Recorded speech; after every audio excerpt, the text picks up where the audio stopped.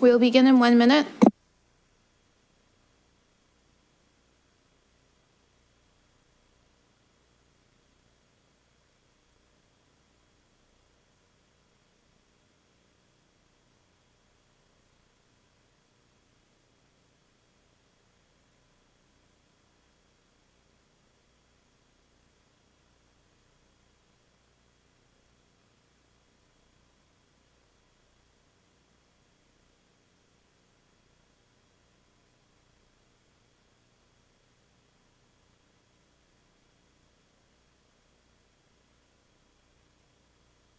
Good evening, everyone. I'd like to call to order a council meeting of April 27th, 2026. Everyone that can, please rise for the playing of the national anthem.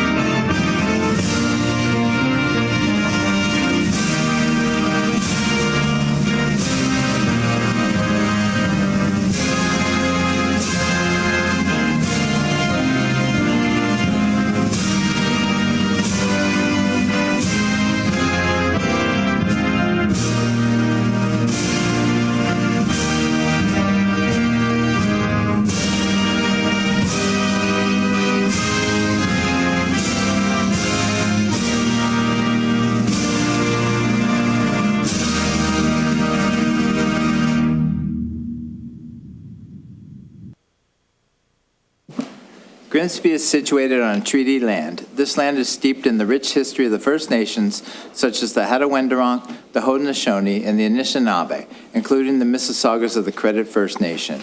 There are many First Nation, Métis, and Inuit people from across Turtle Island that live and work in Niagara today.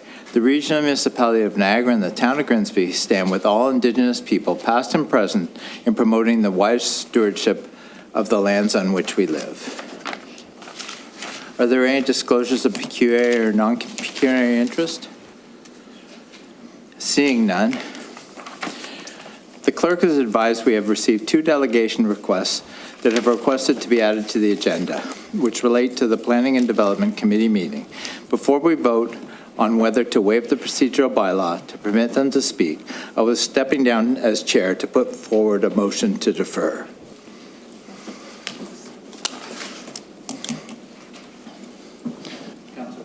Bradsey, come to the podium, please.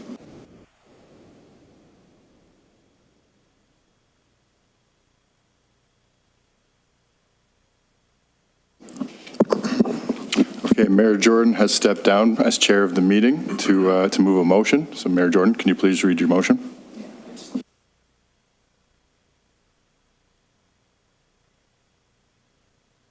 Sorry, I'm just going to ask for a procedure because I don't believe that we're even allowed to do this at the beginning of the meeting. I had asked to lift it yesterday, and I had a motion prepared, and so I'm following the procedural guidelines that we have. If you could please clarify. Through the chair, so section 10.3, motion to defer. A motion to defer shall be put to vote immediately without prior debate. The member presenting a motion to defer shall be done immediately once given the floor without speaking to the main motion first. Shall postpone all discussion on the matter until a future date or time which shall be established as part of the motion. Those are the relevant sections in the procedural bylaw. So at the chair's discretion. Except this should be under the lifted agenda item. So not at the beginning of the meeting because this is not, we haven't even started the meeting. Mayor Jordan's motion becomes procedurally before your request to lift. So Mayor Jordan, can you please read your motion?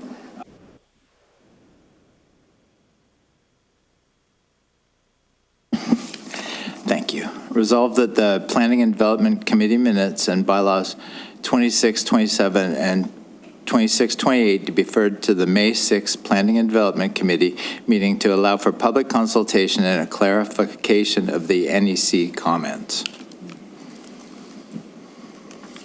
Okay. So Mayor Jordan has moved that motion to defer. Is there a seconder for the motion? See Councillor Flack, Councillor Howe. So the only thing I'd say is if there's any additional reasons that we would be deferring it, then now's the time that council would need to have those in, so the staff know. Okay. There's a lot of discussion on that. You can say that, yeah. Okay. Not discussion, but just that's what. So if there are any additional comments to add into the motion, now would be the time to say them. So look on the table. Councillor Flavia. Through you, Chair. So is this additional questions that we'd like answered? I wanted, Through the chair, this is a deferral motion, so there's no debate. Okay. But if it is deferred, staff need to know what to respond to. So currently, as it's written, it was just the public consultation and clarifying NEC comments. If you have additional information, if the deferral is approved, now would be the time to say that you would like staff to report back on those things. It's not for debate or okay, no, question. that's what I mean. Okay, so I could put them in writing if it's better, but the cash in lieu policy, I would like a detailed report on the cash in lieu policy for parking. The parking framework downtown as a whole, and sorry, I had these written down. I apologize. I didn't realize we were going to discuss this early. And the NEC comments already mentioned, so that's good for me. Thank you. Councillor Vardy.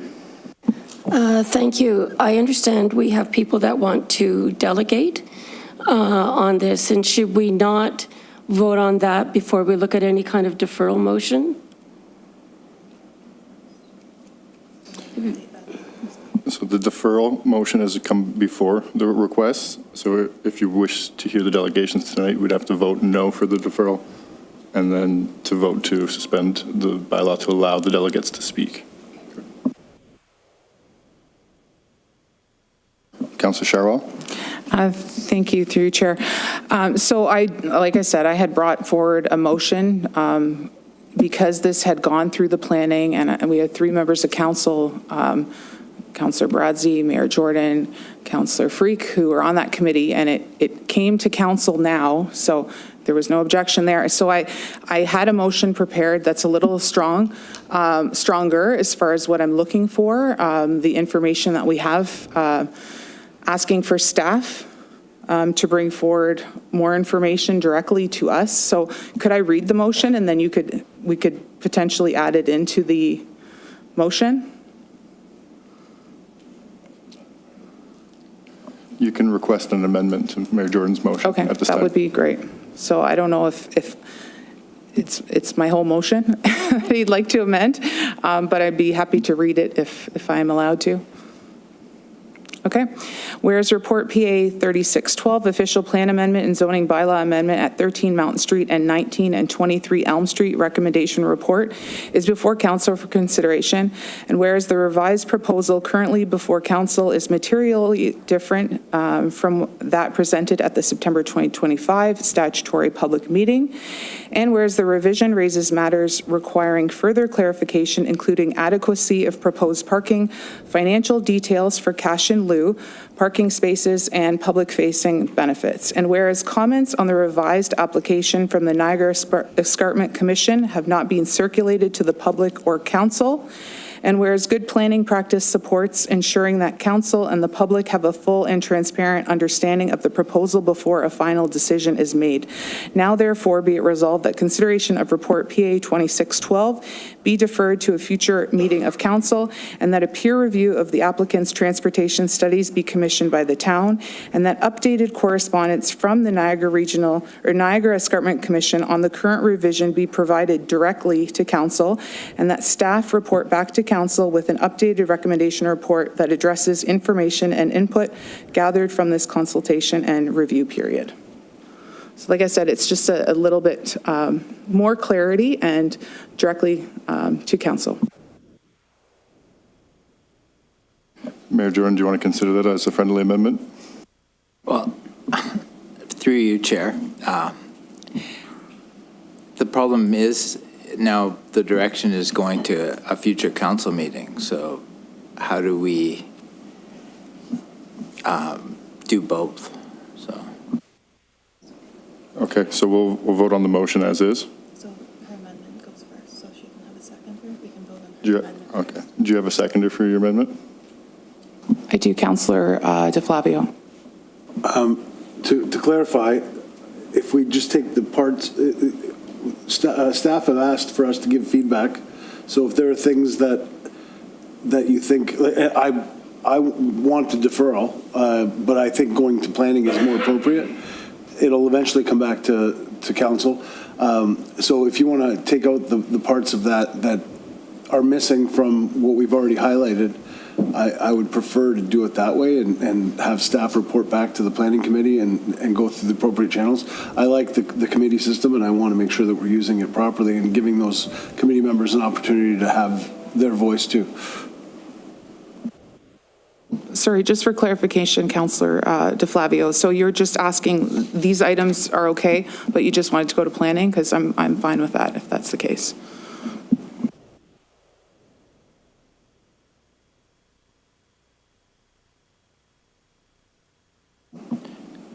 Through you, Chair. Yeah, I'm okay with it going back to planning. It's the more clarification on this, and the more we can have everything spelled out. I felt it was rushed because I found a lot more information out between Wednesday's planning and today. So I think it'll be better.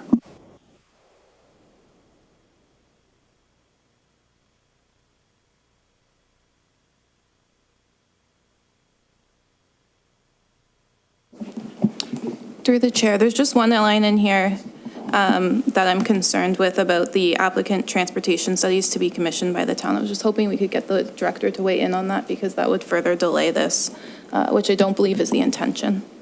So perhaps it could just be considered by as opposed to actually commission it or provide comments on it, just to make it. Yeah, I'm fine with that as well. Thank you.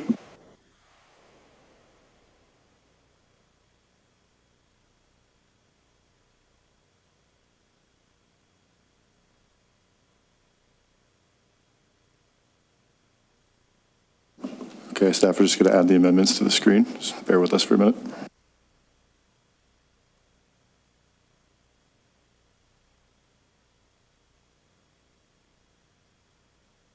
Councillor Frake. Thank you, Chair. I'm a little confused about this, about what Councillor Chauvel wants and in comparison to what the mayor is looking for. Can we just clarify this? Because I think there's a little bit of confusion out there. I don't think I'm the only one.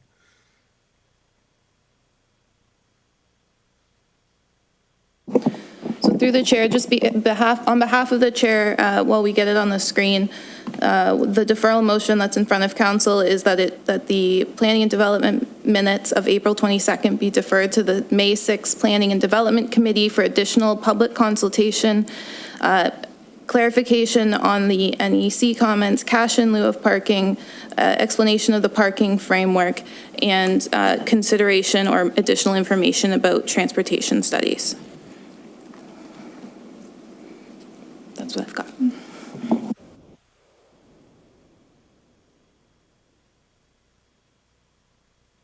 Sorry, can I follow up? Yes, Councillor Frake. So what if this never gets a chance to go back to planning or another meeting and it just goes straight to OLT? What happens then?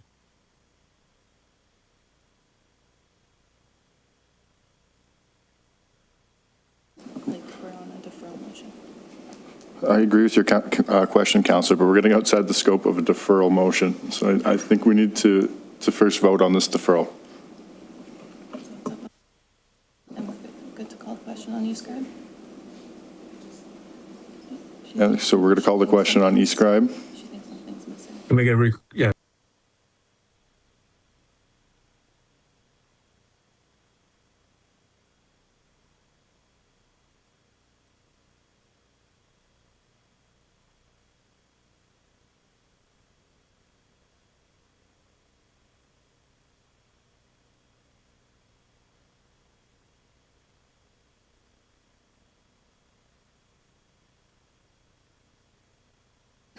Councillor DeVoley. Thank you. I just want clarification. We've typed up in the amendment a parking framework, but Councillor Sharwa had actually asked for a peer review. So I just want to be clear, we know what we're getting back. Are we just getting back comments from staff on parking, or are we contemplating a third-party peer review on parking? Through the chair, there was two separate comments. One was additional information about parking framework from Councillor DeFlavio, and I believe we agreed on a friendly amendment for staff to provide comments on future transportation studies associated with it, not actually commissioning it.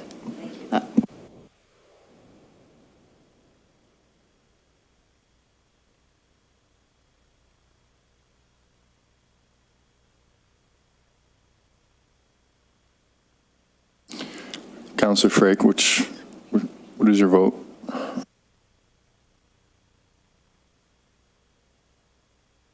Yes to the deferral.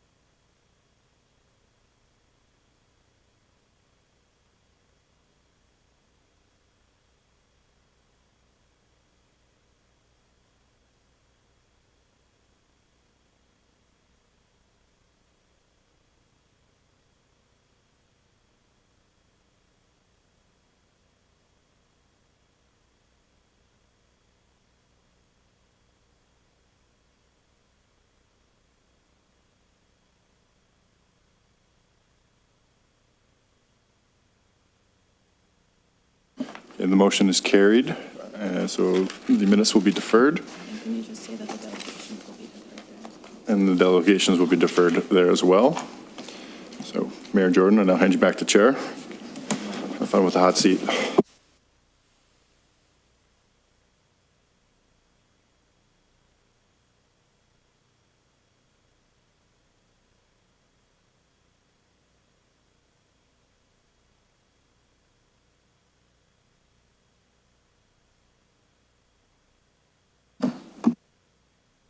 All right, I need a mover and seconder to approve the agenda as amended.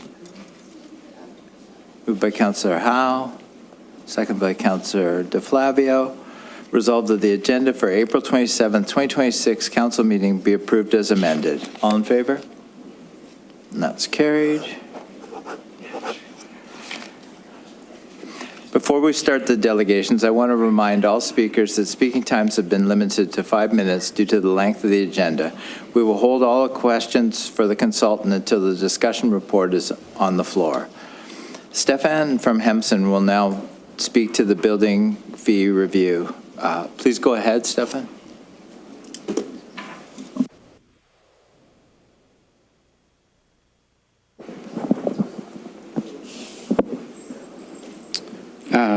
Thank you, Mr. Mayor. My name is Stefan Chetranovich. I'm a partner in Hempson Consulting in Toronto, and we've been retained by the town to undertake a review of your building permit fees and your development application fees. And tonight's presentation is ready to summarize the results of the first study, the building permit fee study. The presentation I'm making this evening is very similar to one I made at a public meeting that was held under Section 7 of the Building Code Act a couple of weeks ago, and that's required prior to Town Council making any changes to these fees moving forward. So just to be clear, what we're talking about here, these fees are charged to recover the costs of reviewing construction drawings and conducting building inspections during building construction in the town. And these are services that the town is responsible for as the administrator of the building code. Next slide, please. So I'm hoping to take sort of between 10 and 12 minutes, and I'm just going to summarize the analysis of the costs to provide this service. and the fee revenues that you collect associated with this service. And then I'll show you the fees that you could impose to recover those costs and see how those fees compare to what you're currently charging and what other municipalities in the surrounding area charge. Obviously, I'll finish up with a period for answering questions. We issued a report on the matter last month in March, and that report is available on the website. Next slide, please. As I alluded to, these fees are imposed to pay for a very specific service, and that service is set out quite clearly under the Building Code Act, and you can see on the left there the language that's used to describe what you can charge these fees for. So essentially plans review, inspections, and enforcement activities associated with that process. There's a public process for changing the fees, and that's the public meeting, and there's notice requirements that have been met, and reporting requirements that have also been met. There's no right of appeal of these fees to the Ontario Land Tribunal, and that's quite distinct from the second study that we're going to be undertaking on the development application fees, where there is a right of appeal. So slightly different in that respect. And then on the right there's a regulation that governs how these fees are reported on, and you have to report annually on the direct costs that are incurred, the indirect costs that are incurred, and then the balance of any building permit fee reserve fund that you have on hand. And I'll deal with all of those costs in the coming slides. Next slide, please. So this is an $865,000 operation, and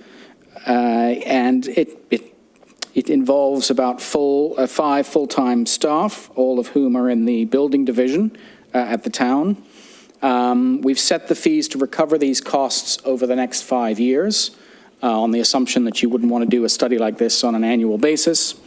And so we've looked at what you might need over the next 5 years to deal with the flow of applications that might be coming, recognizing there's quite significant growth being planned for in the town. We've made provision for the cost to hire a new permit coordinator in 2030, so at the end of the 5-year period. But if you look at the pie chart on the left there, you can see the vast majority of the costs are associated with the salaries of the staff who are involved in the process. In the gold portion of the pie, you can see that there's some other direct operating costs, mainly associated with the vehicles that are used to do the inspections. In the gray there, you have the costs of the more corporate departments of the town, which support the direct service providers, and that includes a not inconsequential cost associated with the cloud permitting software. And then in the black portion of the pie, you can see that there's a provision being made so that a portion of each fee that's paid is set aside and deposited into the reserve fund. Next slide. Thank you. So the first row of figures here shows you the revenue that you've collected from these fees over the last 5 years. And you can see that it fluctuates quite considerably from one year to the next. So in some years, you collect more revenue than you need to fund the operations, and then in other years, you don't collect enough. And this is why you need a reserve fund, because in those years where you don't collect enough, you draw from the reserve fund to fund the operations. And in the years where you sort of collect a surplus, I should say, the surplus is sequestered into the reserve fund. But in 2020, 2025, it's 150% more revenue than the average, and whereas in 2021, it's 60% below the average. So it really does go up and down with the business cycles, the construction cycles you see here. And then moving forward, under the current fee rates, you can see that we've assumed the revenues to be a little bit higher moving forward. This year, obviously, we're in a bit of a slowdown, but in keeping with the town's infrastructure plans and official plan, we've ramped the revenue up fairly steadily over the next 5 years, reaching a point in 2030 where you might be collecting around $800,000 per year. Next slide, please. So as I mentioned at the beginning, it's an $865,000 operation. And on average, over the next 5 years, under the current fee rates, we estimate you'd collect about $727,000. That's a difference of $138,000. And so town council has the authority to increase the fees by 19% to bridge the gap between the costs and the revenues. I should point out you're under no obligation to implement full cost recovery fees. But if you don't, then you will need to find another source of revenue to cover any shortfall, and that will invariably be the property tax. Next slide, please. We did a lot of work, and you'll see this in our report, on how the fees stack up against what other municipalities charge, and this is just a list of the municipalities we looked at. Just a couple of things about these benchmarks. First of all, these comparisons say nothing about the standard of service that's provided from one municipality to a next. So some municipalities may have higher fees, but they may also be providing a higher standard of service. And as well, this is never going to give you an indication of whether municipalities are actually charging full cost recovery. So there may be fees that are lower in some municipalities, and that's because they are, in fact, subsidizing the process through the tax levy. Next slide, please. So there's quite a lot of figures here, and I'm only going to highlight a couple of them. But before I take you to some of the figures, I just wanted to point out a couple of things. First of all, these fees have not been indexed for the last 2 years. So assuming at least 2.5–3% inflation per year, what that means is that about 5% of the 19% increase that can be justified is addressing those inflationary increases that you have not addressed through indexing. So the effective increase in the fees is probably more like 13–14%.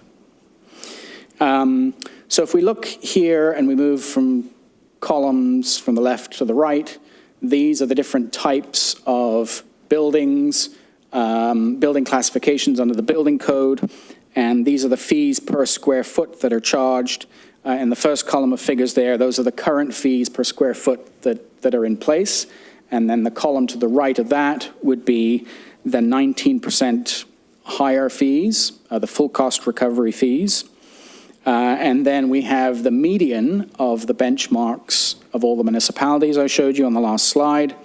And then the minimum fee in the benchmark range. And then finally, the maximum fee that's imposed in the benchmark range. So the current fees, if you look at the current fees, you can see that they're either the lowest in the case of assembly or institutional buildings, or they're very near the lowest, or at or below the median fee across the board. And you'll see in the case of the residential, which I've put in bold there, that is very near the lowest fee. And the reason why I bolded that one is because by far the most revenue is raised from those fees, those two residential fees. And then when you look at the full cost recovery fees, they are very close to the median fees in almost all cases. The exceptions would be the office, commercial, industrial, and residential alterations and renovations fees. They're a little bit higher than the median, but well within sort of the benchmark range and nowhere near the maximum fees. So just one final thing before I go to the next slide. One of the things that came up at the public meeting was sort of what this means for a typical home. So I just wanted to add to my presentation that for a sort of a $2,000 square foot single detached house, a 19% increase in the fees represents around about $560 additional in building permit fees that would be paid. Next slide, please. I just wanted to finish up, Mr. Mayor, by speaking a little bit about the reserve fund. I spoke about its purpose. Right now, as of year-end 2025, it's in a surplus position of around $1.5 million. But almost a third of that has been committed through the 2026 budget to cover operations this year. and it's estimated that revenues will be insufficient to cover operations, and so a drawdown of around $472,000 is required. So we've, in order to get to, at the end of the 5 years, a reserve fund target of about 1.5 times the operating costs, which is a fairly standard benchmark in the municipal world, that will require an annual transfer to the reserve fund of $62,500. And so that's equivalent to that 7%, or the black portion of the pie chart that I showed in the slide earlier. Next slide, please. So our report includes a number of recommendations. The first would be to move to a full cost recovery regime and increase all the fees by 19%. There are some fee structure modifications that are recommended, but they're fairly minor. And there are four or five new fees that we're recommending introducing, mainly related to the enforcement side of things. These are very, very small revenue generators, so they're not hugely consequential in that respect. We recommend that the bylaw include an indexing provision moving forward. And then bullets 4 and 5 here on this slide make recommendations about how indirect costs are allocated and reported on. And these recommendations are really about improving the transparency of the indirect cost allocation and ensuring also that these fees only fund building code related costs. And then finally, the recommendation would be to continue monitoring the benchmarks of other municipalities, and at the end of the 5 years, undertake another fee review to make sure things remain aligned moving forward. So thank you, Mr. Mayor, and obviously happy to answer questions you or members of council may have. All right, thank you very much for your presentation. Yeah, we can do questions now. Yeah, well, Councillor DeVoley to start. Thank you, Mayor. A few questions, and it may be to our consultants, but I'm also going to ask our finance director to chime in. So we're talking about a benchmark of 1.5 times operating costs. Could you just remind me again of what the operating cost total is that you're talking about in the report?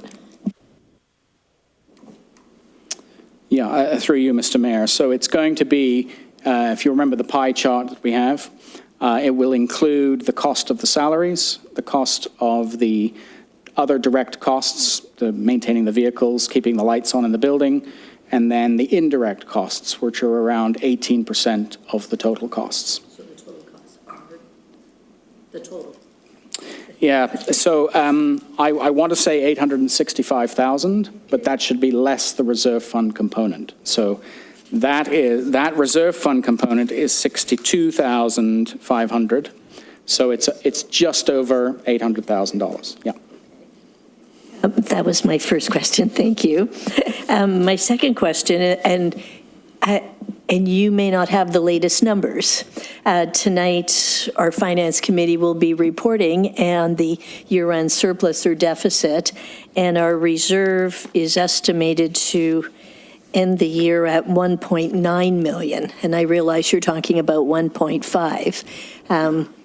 So we have a little bit more up-to-date information than you currently had when you were doing the work for us. And I realize this is something you probably weren't aware of, but now that you are, tell me what impact that would have on your forecasting. Through you, Mr. Mayor. So it's and I don't want to evade the question, but there's not a straightforward answer here. So the estimate is from year-end 2025, and all of our calculations are based upon revenue projections and costs starting in January 1st, 2026. So if the projection of 1.9 million at the end of this year, oh, was it at the end of 25? Oh, my apologies. Okay, well then in that case then, assuming all other things being equal, that would probably reduce the requirement to pay into the reserve fund and might well reduce the fees that I've shown you. Yeah. I'm not sure how much, though. Have to do some work to get that right, yeah. I realize you wouldn't have had, I'll call it late-breaking news Yeah. that we have. So Understood. prior, of course, there is a surplus this year, which is also what's bringing it back up to the 1.9 million. Really, we're kind of, I'm going to say, ending the year in a break even. Where we were at the beginning of 25 and where we are at the end of 25 is very, very close to 1.9 million. So I realize you, without knowing that, you would have assumed 1.5 because we have a surplus for the year. Councillor DeVoley, I think you're getting a little bit off topic because you're going down the finance road. And we have a big agenda tonight, so we need to just be succinct with our questions and answers. Well, the reason I'm asking this is because that makes a difference as to how much we transfer into reserves going forward, which is part of the analysis, obviously. Thank you. Councillor Vardy. I'd like to amend the recommendations, but I don't know if I'm too early for that, or, This is not the time to do that. You got to do that during the staff report. This is just Okay. questions for the consultant right now. thank you. Councillor DeFlavio. Thank you, Mayor, through you. So trying to understand, we haven't had an increase in, so the 5% that you were talking about was because there hadn't been an increase in how long? Through you, Mr. Mayor. So you did not index your fees for the last, for the year 2025 or for this year. Thank you. Through you, Mayor. So the 19% increase, and I'm sorry if I missed it in your presentation, is it immediate or is it phased in? So it would be an immediate increase? Yeah, through you, Mr. Mayor, and this is why I was sort of just struggling with the councillor's question here, because that assumes an immediate implementation of the 19% as of January the 1st, 2026. So again, we're now at the end of April now, so already we are, in the context of our analysis, we're a little bit behind, not counting the adjustment to the reserve fund. So there are a few moving parts there, but no, the 19% assumes a full implementation to full cost recovery immediately. And we missed the indexing for the last year and change. This takes into consideration indexing for the future up till, was it 2030? Is that the end date? Yeah, through you, Mr. Mayor. So one of the recommendations is that you continue to index on an annual basis from now until 2030. Okay, one more, Mayor. So if there's because we're trying to find that sweet spot between, building the reserves and maintaining that reserve, and that's something we've done over a long period of time, because there are downturns, which your chart clearly shows. There are years that are lean. What happens if in a downturn, if permit volumes drop significantly with this model? And how long can the reserve sustain the operations under those low growth conditions? Because I'm concerned about the market and, where it's going. It could be all rosy, but it could also be, continue along the same path or right now I'm assuming based on this year's numbers that some of those numbers are the purpose-built rentals, for example, that we've seen being built. There's not a lot of new construction that is, traditional, for lack of a better way of putting it. So I want to make sure that we're building in those lean years. And so what happens if in a downturn, if permit volumes drop significantly? And how long can the reserve sustain the operation, I guess, if you can answer. If that's too much to ask, then I apologize. But if you can kind of spitball it, that would be a great start. Thank you. So through you, Mr. Mayor, and it will be a spitball because the answer to the question depends on how low the downturn is going to be and particularly how sustained it is. The idea behind the 1.5 times operating costs is that that would allow you to tide yourself through perhaps 2 consecutive years of very low permit volume. After that, if it was to continue after that, I would say you may want to do one of 2 things: either open up the study again and look at a fee adjustment, or, you know, if this is just the new reality in Grimsby, maybe you need to rethink about how you provide the service. And you know, I mean, it raises bigger questions than just the ups and downs that I've been talking about. So through you, Mayor, so you're implying then that if that downturn occurred for more than a couple of years, you might have to reevaluate staffing, you might have to reevaluate other things that are related to these costs to adjust what we're actually charging for. And Mayor, you know, you've said it many times, and we've talked about it lots of times, that growth should pay for growth, and I'm comfortable with this being that. At the same time, you know, we don't want to price people out of the market. So I think that you found a really good sweet spot. When you showed your charts with the comparators, I think you did an excellent job of showing how you landed in the area that you landed in. So thank you for that and for your justification. Seeing no other questions, where are we?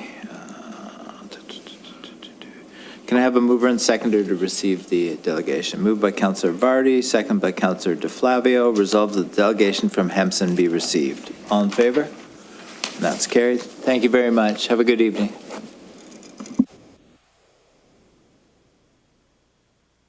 Up next, we have Mike Collins-Williams from the West End Home Builders Association. Mike, come on up to the podium and go ahead.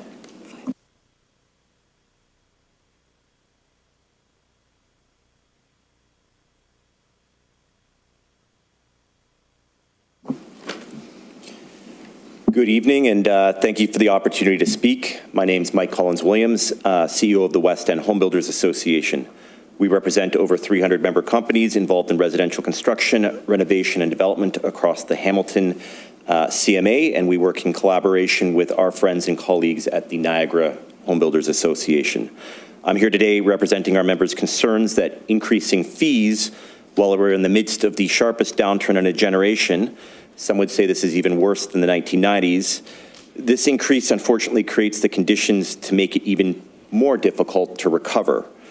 We understand that the towns need to fund services appropriately, but we have serious questions about the proposed 19% increase in building permit fees. It's critical to be clear about who this really impacts. Our industry has come to a grinding halt. New housing applications have dropped dramatically. And yet, despite the economic conditions and the massive reduction of new housing applications, the town's proposed a 19% increase in building permit fees. I want to ground this discussion on who the town is actually collecting fees from by and large, because there's a common assumption that building permit fees primarily affect builders and large developers, but the data contained in the staff report is pointing to something else. New home applications have fallen off a cliff.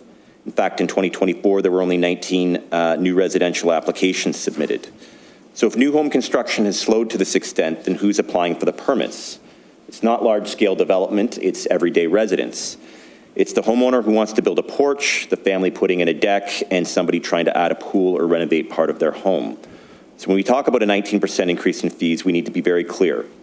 This increase is falling overwhelmingly on regular taxpayers, not developers. But let me bring it back to our members. As mentioned, the construction industry is under significant pressure. We're dealing with tariffs, elevated material and labor costs, development charges, and a steady rise in municipal fees. The cumulative impact of this has made conditions nearly impossible. We are seeing projects being canceled, units sitting unsold, and we're seeing massive job losses across the sector. The Altus Group has forecasted up to 100,000 job losses in our sector across the GTA and Hamilton census metropolitan areas over the next 5 years if current trends are not reversed. There's also a fundamental question of logic here, and we think that deserves attention. If new residential activities decrease significantly, how is it that the cost to administer and enforce building permits has increased to the point where a 19% hike is being proposed? That disconnect is difficult to reconcile. It raises questions about whether the current cost assumptions truly reflect today's level of activity and whether staffing and operational models have been adequately adjusted to match that reality. And let's be real here. Inspecting and reviewing applications for a deck or a small renovation is a lot less complicated than a condo tower. So not only has your volume gone down, your complexity likely has as well. The final point I want to leave you with tonight is about the reserve fund. The report notes that approximately 7% of the building permit fee structure is intended to go to contributions to the building permit reserve fund. It also confirmed the town had already had a reserve fund of a balance of $1.5 million, which was in my notes, although we've just heard that the town has $1.9 million in reserves. I think it's worth pausing on that. We're currently in one of the most challenging periods the residential construction industry has faced in decades, and yet at this exact moment, the proposal is not only to increase fees, but to do so in part to add more money to an already substantial reserve fund. One we just heard a few moments ago has $400,000 more than in the consultant report. That approach is impossible to justify because a reserve fund exists exactly to manage this kind of volatility. It exists to help municipalities navigate downturns without shifting the financial burden onto residents. So we strongly urge council to consider using the reserve to stabilize operations during the current downturn, not as a permanent solution, but as a measured and responsible response to current conditions. The reserve fund should be viewed as a first option, not the last. In closing, I'm respectfully asking council to reconsider the timing and necessity of this fee increase. WHBA proposes council consider deferring this decision until after the election into the fall to give time for the industry to recover, find deficiencies, and ensure that it's not just residents trying to make improvements that are going to pay this bill. I'll note that Thorold recently did just that, pausing and deferring the decision until November, and my colleague Chuck McShane will certainly speak more to that. During our proposed deferral period, the town can utilize the existing reserve fund to manage any volatility. If there's no scenario in which you'll consider a deferral, then at the very least, I'd respectfully ask you to drop the 7% contribution to the reserve fund. Please don't be putting a massive increase forward in which a significant portion of that is to pad the existing reserve fund that we just heard is higher than what was previously thought. We remain committed to working collaboratively with the town to support housing supply, economic stability, and sustainable growth in the community. Thank you very much for your time and consideration to potentially defer the increase until the fall. Thank you for your presentation, Mike. Councillor DeVoley. A question to our presenter. If we were to defer, would some of the building activity that is not occurring now, do you think some of these builders would start applying and building now? Would that make, I guess my ultimate question is, would it make a change in their future behavior? That would be the hope, although any action made by the town of Grimsby is not happening in isolation. We have come to a grinding halt, although in the last 5 weeks, there has been significant action from senior levels of government. So our hope is that, we're not going to get out of this without working together with the town of Grimsby, Region of Niagara, the provincial government and federal government. And I think all indications are from the federal and provincial government that they have all hands on deck. The cuts to the HST are literally the most significant tax cuts on the housing sector in a generation. There's talk about an $8.8 billion fund for municipalities to potentially be able to tap into to reduce development charges. So I think we're seeing some strong signals from senior levels of government to try to bluntly, to put shovels in the ground and save jobs. And we're asking the town not to literally increase fees a few weeks after the provincial and federal governments have made substantial moves and substantial investments to reduce the cost of housing. Follow up, if I could. Our consultant shared with us that we're talking about an increase of about $500, roughly. So even if we were to, let's say, phase this in, it would be an increase of $250 this year and then another $250 and change the next year. I guess I go back to my question, will it really change behavior? I'm thinking it's so small that it probably doesn't make much of a difference, but I'd like to hear your thoughts. Through the chair, I'm not going to pretend that $500 is going to make or break a consumer's decision onto whether to purchase a new home, but you have to consider the cumulative impacts, and this is not being done in isolation. You have other fees and charges that you're looking at. The region has different fees and charges they're looking at, and then you have the province and federal government on their side of the ledger trying to reduce fees. I think it's challenging optically if you have other levels of government giving up tax room and then you're just immediately going in and filling that. So again, $500 is not going to make or break somebody's decision, but I do think that every dollar does count. And it isn't just $500 up front, it's $500 that goes into somebody's mortgage amortized over 25 years. You know, that makes a slight difference on monthly payments.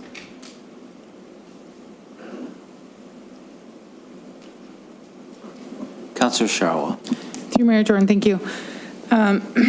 So I feel like we're at a breaking point a little bit. I'd say this term of council has been very progressive, and we've been very friendly and helpful to our development community. We've just approved a Hemson Consulting report for our community of 31,000 right now to grow to 51,000 in the next 25 years. So I would say that's quite progressive. So we know that we're going to have more development here. We've, welcomed developers here. So we're going to see more and more. So when we are not in line with our building fees, there's going to be a progressive gap that will happen over the next 25 years, especially if we are building at the rate that we have accommodated. I do sympathize with the costs that the developers have had recently.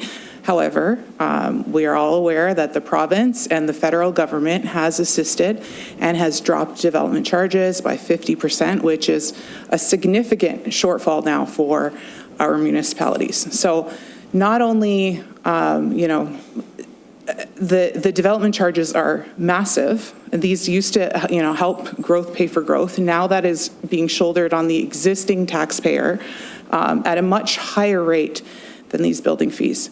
So there has to be a point where we can't just give it all away because we don't have all of it to give. So even when we're talking about our reserve fund, these come from taxpayers. This isn't just some miraculous amount that we've just accumulated. This is our money, and we should not have to constantly shoulder the burden of the infrastructure for the new development. There's a breaking point for the residents. So I am not in support of any type of reduction. I fully support this. And honestly, if we could go higher, I would probably say go higher. So thank you. I appreciate you for coming. But again, I think there's a breaking point. Through the chair, can I make a point of clarity? The reserve fund that exists is 100% funded through previously collected building permit fees. So there is no impact whatsoever on the tax base. This is 100% funded through building permit fees, and you now have a reserve accumulated of $1.9 million. We are not asking you to reduce them. We're asking for help just to get through a slow period for council to come back and take a look at this again in the fall. And hopefully we've stabilized as an industry and can absorb some increases, but there is no impact on the tax base. I appreciate the clarification. Thank you.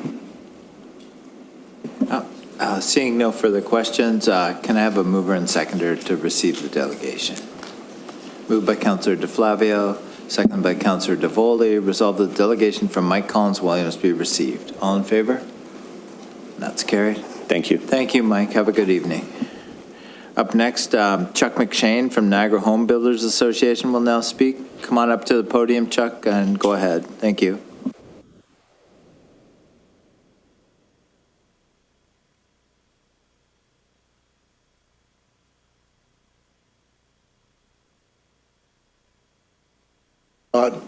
Compare our notes, so you might hear some duplication in what I am saying. Excuse me. Good evening. My name is Chuck McShane, and I am proud to serve as the Chief Executive Officer for for the Niagara Home Builders Association. I'd like to begin by thanking all of you, the town of Grimsby, for the opportunity to speak with you this evening. Our association represents over 170 member companies, builders, developers, professional consultants, and service providers who have been the voice of the home building industry and the new home purchaser for more than 70 years. We're also affiliated with both the Ontario Home Builders Association and the Canadian Home Builders Association. As you know, Niagara has been at the forefront of provincial discussions around governance and the need to find cost savings for residents and businesses. At the same time, the home building industry is experiencing one of its lowest points in decades. In Grimsby, only 172 residential building permits have been issued since 2020. 5 years, folks. An average of 29 units per year. Your background study projects a decline in revenues from 2025 to 2026 of approximately $200,000, with an average reduction of $130,000 per year over the proposed 5-year period. This aligns with what we are seeing across the industry. A significant drop in building activity. As a result, companies have had to make difficult adjustments to their workforce, overhead, and operating budgets. Many employees have been laid off and placed on reduced schedules or have lost their jobs entirely. This brings me to a key question. When the town's income and workloads are decreasing, why are fees increasing instead of efficiencies being found, just as every other business has been forced to do? Your own study indicates that future workloads will be reduced. If that is the case, why has the town not examined its overhead costs, staffing levels, and operational efficiencies before proposing fee increases? At a time when the province is actively exploring governance change to reduce red tape and for cost efficiencies, an unjustified fee increase only strengthens the argument for intervention and forced change by the province. Both the provincial and federal governments are working hard to make housing more affordable, and we appreciate their efforts. The question now is, does the town of Grimsby want to be part of the housing and overall affordability solution? Raising fees at a time when the industry, the residents, and businesses are struggling and without clear justification sends the wrong message to not just the housing industry, but to the citizens and businesses of the town of Grimsby, who are already having to deal with an 11% property tax increase within the last 2 years.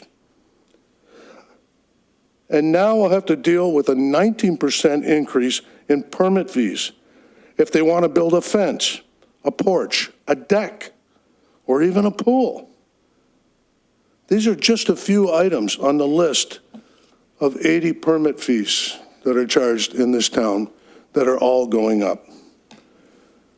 The rest range from anywhere from interior alterations, farm buildings, greenhouses, outdoor patios for restaurants, etc., during already difficult financial times. With the aforementioned, I will close with a recommendation for your consideration, and that the town of Grimsby follow the example set by the City of Thorold and pause the proposed fee increase until November 2026, 6 months, giving the industry, residents, and businesses time to help regain stability. Thank you, and I look forward to your questions. Thank you for your presentation. Chuck, questions from council? Seeing none, can I have a mover and seconder to receive the delegation? Moved by Councillor Howe, second by Councillor Vardy. Resolved that the delegation from Chuck McShane be received. All in favor?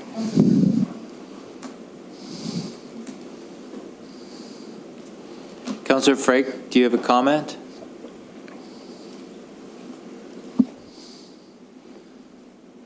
I'm voting.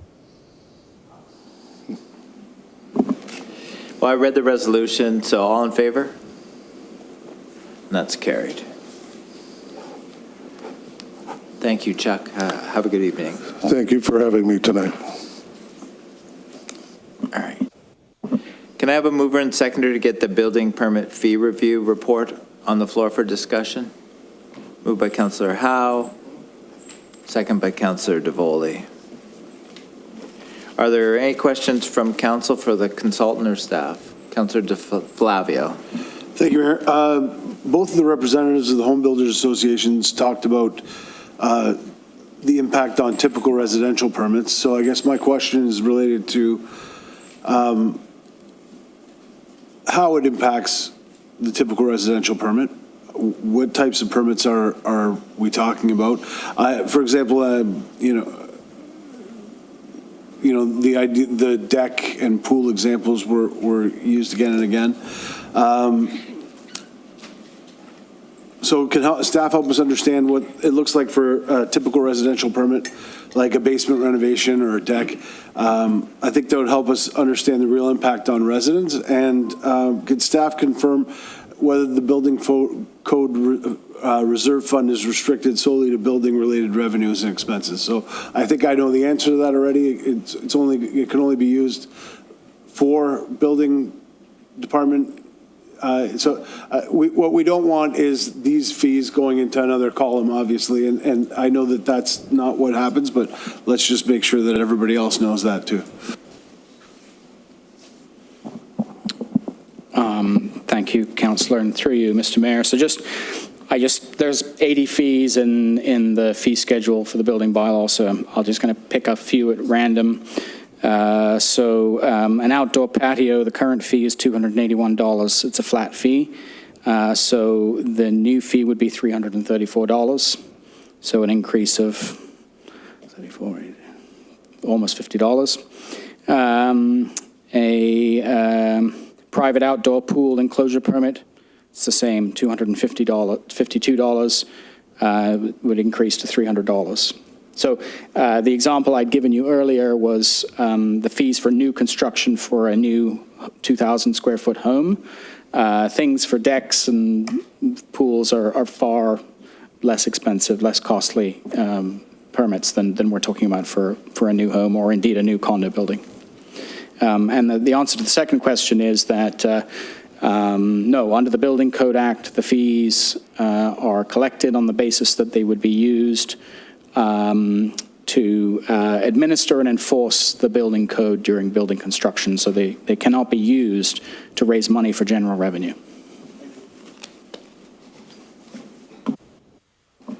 Councillor DeVoley. Mayor Jordan, if I could just ask our consultant, I'm sorry, as you're leaving, to clarify something for me. So you're right, there is a long list of these fees. And in your study or in your opinion, the fees that we currently have and the proposal to increase them, would you say that by individual category that they are capturing the full cost? Through you, Mr. Mayor. So we have not done a full cost recovery on the basis of each fee. However, we have reviewed the fee schedule with staff to make sure that the current relationship between the fees is still appropriate to the approximate work that's been undertaken. Where there are gaps, we've made specific recommendations to change those. But it is very difficult to identify the precise cost of a deck permit, or maybe that one might be a little bit more straightforward, actually. But there are a lot of these where it's difficult to identify what the precise average cost would be. So sometimes we use the benchmarking to assist with that evaluation. But no, it may well be that, for individual fees, an individual applicant may pay more or less than the actual cost that's required to process their application. In my view, that is not offside with the Building Code Act approach. The Building Code Act is quite specific that you must set the fees so that the entire pool of revenue that you raise on any given year does not exceed the entire pool of costs that you incur. It does not require you to set the fees on the basis of each application. If I could just add a comment to that. So I come from an industry where we track our time in 6-minute intervals, point 1, point 2, point 3, as does the legal industry, for example, and many others. So I think what I'm hearing from you is that we haven't actually taken any specific examples. Our staff haven't tracked their time to know whether the individual components of this make sense on a full cost recovery basis. We're dealing at a much higher level in terms of the entire costs of the department. I'm understanding it that way, correct? Yes, through you, Mr. Mayor, staff do not track their time on individual applications like lawyers do or consultants. And the only thing I would add to that is that when we get to the development application fee review that's coming, the Planning Act requires that those fees be set on the basis of full cost recovery for each type of application. So we will be doing a time tracking exercise. It won't go down to the individual fee level, but it'll be a time tracking exercise, and that's why that study is a little bit more involved. And as I say, there's a right of appeal for those fees. So a bigger incentive to get it right, put it that way, than there is with this one. Yeah. Councillor Vardy. Thank you, through you, Mr. Mayor.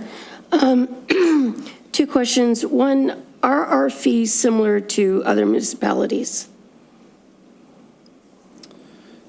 Through you, Mr. Mayor, yes, the scope of the fees, the basis on which they're charged, which would be an area-based rate for construction with a set of flat fees for, things like decks and fairly standardized kinds of work.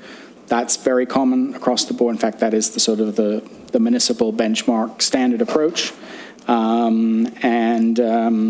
So there's nothing unusual about your bylaw that stands out. That would be my view. So for the last 2 years, we've not included any inflationary increases.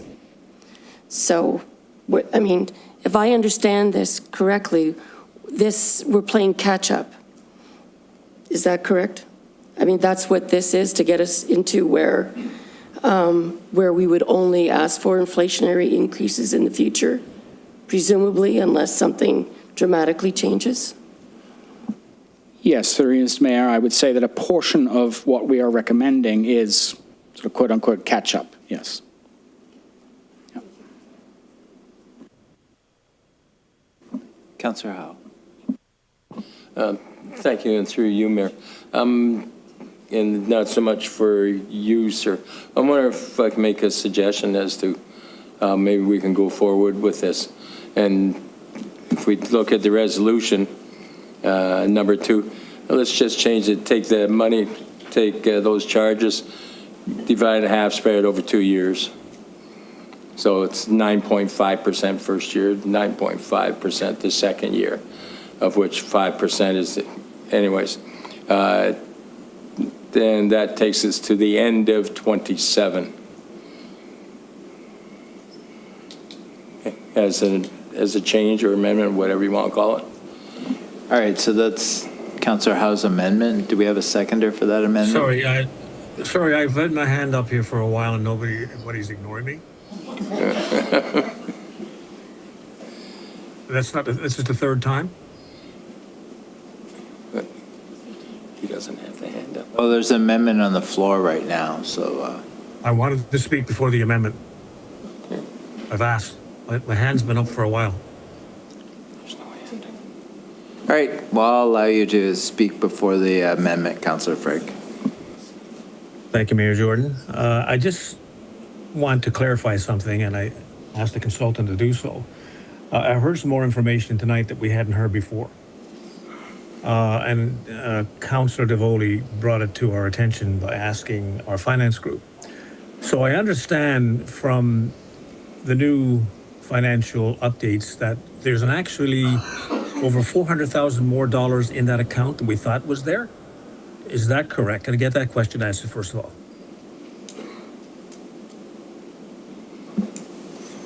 Yeah, through the mayor, that's correct. There was a building department surplus of about $300,000 and change that was transferred to the building reserve as of 2025 year end. So this is new information we didn't have before. So we now have nearly $2 million in the reserve. Is that correct? 1.9 something. That's correct. Of that 1.9, about 400 or 500,000 is allocated as part of the 2026 operating budget. So we're pretty well flush going into this year and going into next year. So why are we pushing to get this increase now if we actually have nearly $2 million in the reserve? And from what I understand is that, to clarify, I mean, this is not a tax. This is a fee. I want to make that clear because I think some councillors don't think that's what it is. It's a fee. And that fee is there to only absorb the actual direct costs for a permit. It could be the building inspector going back once or twice, so they pay for his time. So all inflationary numbers are already built into it, because if we're actually costing this out at cost. Councillor Frake, the clerk has a clarification. So I'd just like to clarify that during the fee study, this was the council's direction, was to follow up on the fee study from Strategy Corp. So this was one of council's strategic initiatives, and this was what we had brought forward at the direction of council. Yeah, I understand that. Thank you, clerk. But what I'm saying is that we now have new information we didn't have before. So we have a lot more in that reserve than we thought we had. So there is no reason why we need to put this in place. Now, we can, in fact, defer it, like someone suggested earlier, when you consider we have over $400,000 more in the kitty. I mean, why install it this year if we have that much more money in there? And taking into consideration that we have less permits, the economy is down, we're going to have less permits. And so it lines up that we can actually push this off and still be fully ahead coming into the next term. So I'm suggesting that we just defer this till next term, to be honest with you. So I'd like to add that in there, into the resolution.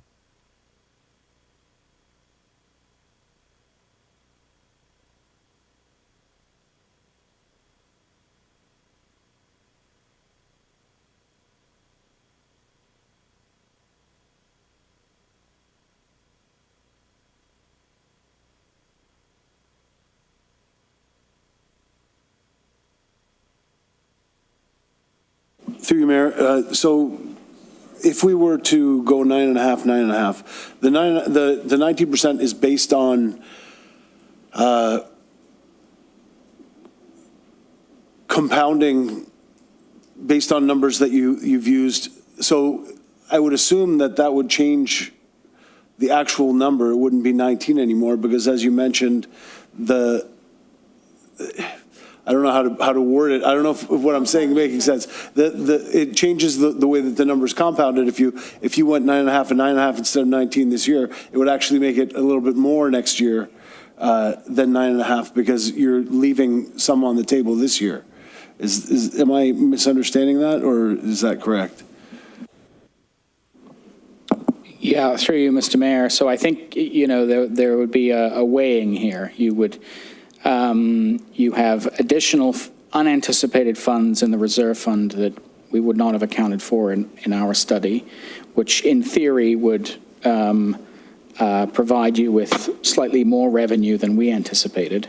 And then if you only implemented for this year 9.5% instead of a 19% increase, and then did the same next year, I think is what you're proposing, then you would raise less revenue than we anticipated. So there's an offsetting, now, I don't know whether it's exact, but there's offsetting effects there. Yeah. All right, so we have the amendment on the floor, moved by Councillor Howe, second by Councillor DeFlavio. Resolved that the report BLDG 26-02, building permit fee review and update dated April 27th, 2026 be received, and that council approve an incremental increase of 9.5% beginning on June 1st, 2026, and the remaining 9.5% beginning on June 1st, 2027, with any new building fees being implemented fully in 2026, and that the updated building permit fee schedule in Appendix B be approved as amended. And two, that council approve the adoption of the updated building bylaw 26-25 attached as Appendix C to reflect the current legislative requirements, improve administrative clarity, and support the implementation of the revised fee structure. Recorded vote.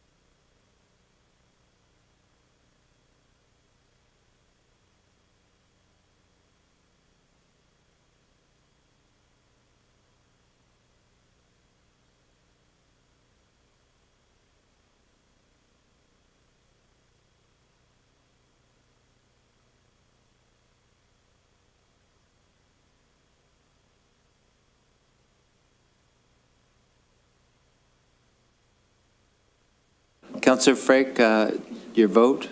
I'm going to vote no in light of the new information.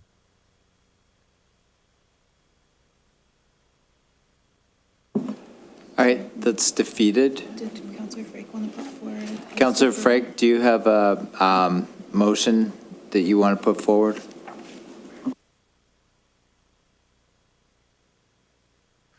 Councillor Brad.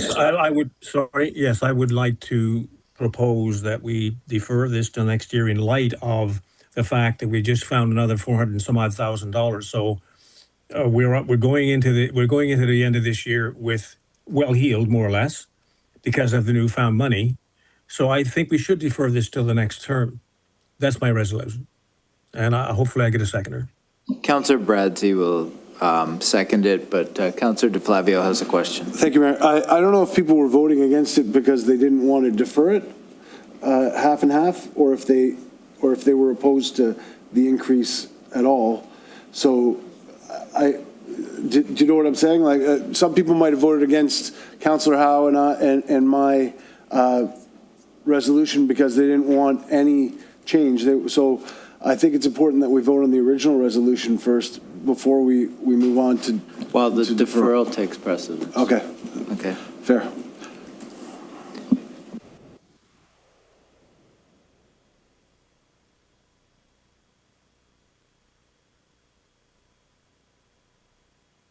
Yeah, it's a deferral resolution, so there's no debate. So you just, yeah. So through the chair, we would still be approving that the building fee review would be received. The second recommendation is going to be changed to deferring it to the January 1st, 2027 budget. And the third resolution would still be there about updating the building bylaw as per Appendix C, which is not the fees, it's just the actual building bylaw updates. So Katie's And just I'm okay working. with that. Katie's just working on getting I'm that okay. on the screen. This is an important one for Jennifer to obey.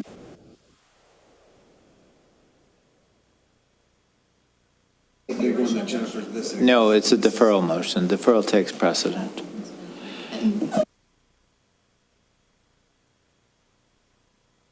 If you vote against it, then and it's defeated, then it goes back to the original. The original resolution that was on the floor. The first amended resolution was defeated. We have a second deferral motion on the floor. The deferral motion is to push it back to January 2027. And if that's defeated, then we vote on the original motion. So we're just waiting. It's up there now, so.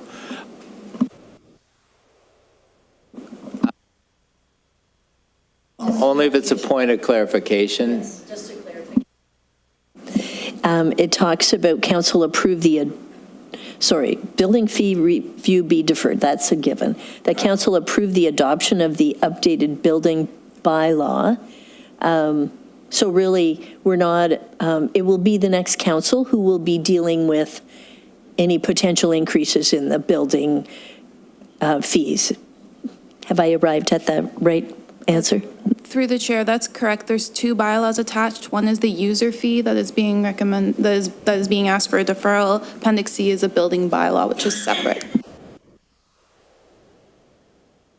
All right, I'll read the resolution. Moved by Councillor Frank, second by Councillor DeFlavio. Resolved that report BLDG 26-02 building permit fee review and update dated April 27, 2026 be received, and one, that building fee review be deferred to the January 1st, 2027 budget, and two, that the council approve the adoption of the updated building bylaw 2625 attached as Appendix C to reflect the current legislative requirements, improve administrative clarity, and support the implementation of the revised fee structure. Mayor, I did not second this. I just want to make sure that I don't want my name attached to this in any way. Yeah, that's fine. So who is the seconder? It's Councillor Baradzi is the second. Yeah, it was Councillor Bradzi, Councillor Frank, Councillor Bradzi, so we'll correct that. Could you get Councillor Frank's? Mayor? Councillor Frank, your vote? On this one, though, it says, and support the implementation of the revised fee structure. Is that applicable, seeing we're deferring it? Yeah, we'll clear it up. The clerk, because we're doing this on the fly, the clerk will fix that.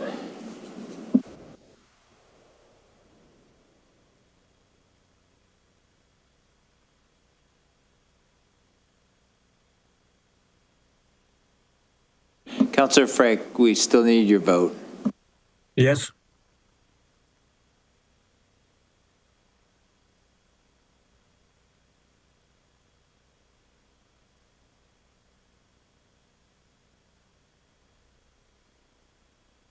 All right, so that's tied, so it's defeated.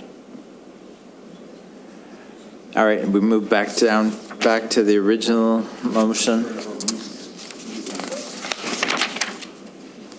right, where are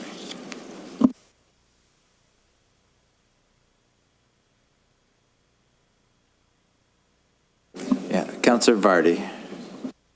Thank you. I would like to propose a different staged in implementation. Can I do that now?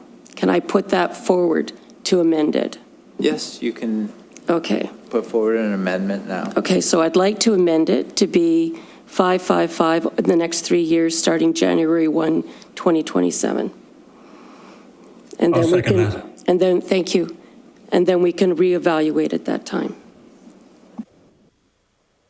So let me get this clear. So 5% January 2027, 5% more January 2028, and 5% more January 2029. Yes, and then at that point, we can reevaluate. All right.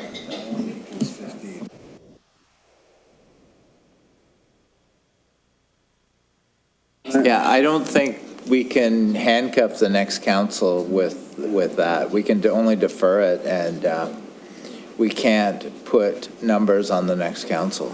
So if I were to propose 5% now, 5% January 1, 2027, and January 1, 2028, I can't do that? Yeah, we can propose it, but the new council can, Well, they can change anything they Change it, want yeah. anyway. So, okay, so can my original proposition stand? Is that a yes? Yeah, I've Okay. got direction from the Just clerk from that clarification. It may be a moot point, but we can, Okay, so I'm can put proposing it 555 starting January 1, 2027. yeah, Councillor Sharwa. Through you, Major, thank you. I think we need to just make the tough decisions now rather than kicking the can down and forcing this on the other council. It's getting confusing. We've had these price adjustments like all over the place with water. Let's just do it. So make a decision, stick with it. You know, we've been doing this for a long time. You got to make some hard decisions. So if you're not in favor, it's fine. But let's just make that decision rather than kicking this down for the next council. With all due respect, if I may, Mr. Mayor, that is my decision, and it's not kicking it down a road. It's looking at sort of where we're at, what's coming, not knowing what the future will tell, what the future will hold, and trying to find some kind of balance that will allow us to reevaluate while taking into consideration the fact that we're not charging enough for the service that's being provided. So I think I'm just going to call the vote on this one. I think everyone's put their position on where they are quite So thoroughly. does my motion stand then? Yeah, we're calling the vote on your On that, on motion. my motion, 555? Yeah. Thank you. And if it's defeated, it just goes back to the original.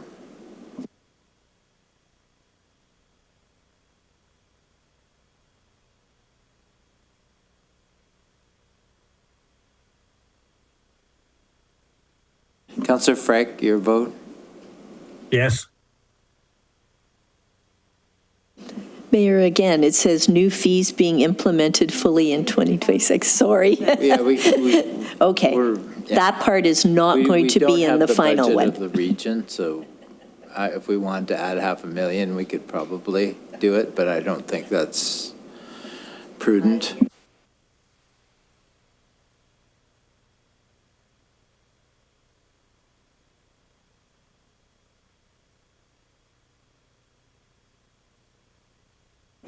All right, that's defeated, so let's just call the original vote.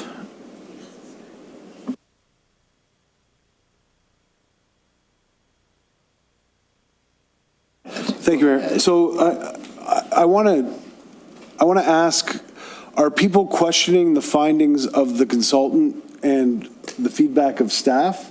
Because the consultant's report pretty clearly shows, that what we're trying to do is look at long-term costs. The costs are long-term in nature. These things are cyclical.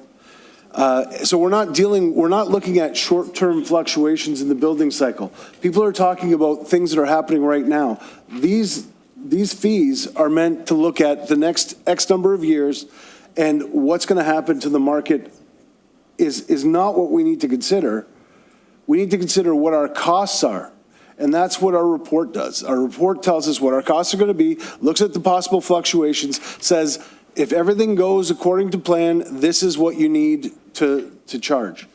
That's what the fee structure is based on. So I am sympathetic to the market. I understand that the market now is terrible, but that's not our job here. We're not the federal government. We don't have billions of dollars to mess with here. We have exactly what the department is using, which is about $800,000, I think is what the consultant used as a number for the entire department budget. So I want to make sure that we're distinguishing between, structural cost issues and cyclical revenue changes. And that we're addressing, what this actually is meant to do. It's meant to look at the long-term costs, not what the cost is today of building, but what the cost is going to be over the next 5 years. So I agree that we should look at efficiencies. If we have to look at staffing, again, that's a long-term thing. That's not a today question. Today's question is, Do these fees accurately reflect what it costs or what it will cost over the next 5 years to support our building department? I think the answer is yes. That's what the consultant report says. I didn't hear anything that opposed that. So I think we have to go with what the consultant has brought forward. That's my opinion. All right, so everyone's commented on this resolution. I'm going to separate it out, though, so we vote on the middle part separately. So moved by Councillor Howe, second by Councillor DeVoley, resolve that report BLDG 26-02 building fee permit fee review and update dated April 27, 2026 be received, and that council approve the adoption of the updated building bylaw 2625 attaches Appendix C to reflect current legislative requirements, improve administrative clarity, and support the implementation of the revised fee structure. Okay. All right. Sorry.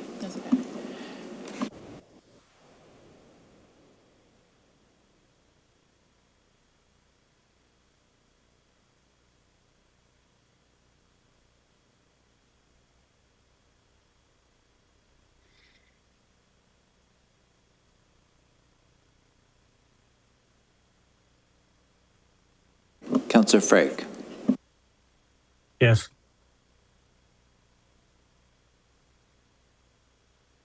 All right, so that's carried. And now moved by Councillor Howe, second by Councillor DeVoley, resolve that council approve the updated building fee or permit fee schedule to achieve full cost recovery in accordance with the Building Code Act and approve user fee amendment bylaw 26-24 attached as Appendix B. Recorded vote?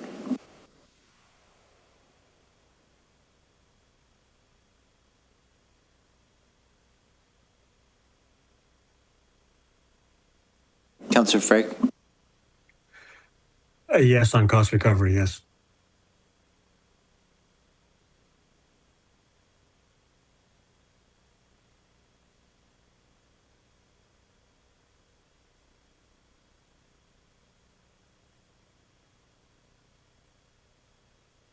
All right, that's carried.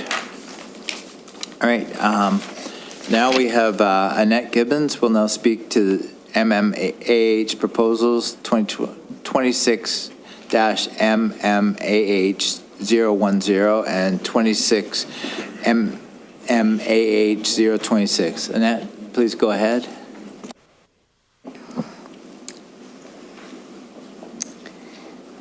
Good evening. My name is Annette Gibbons, and I'm a resident of Grimsby. Thank you for the opportunity to speak this evening.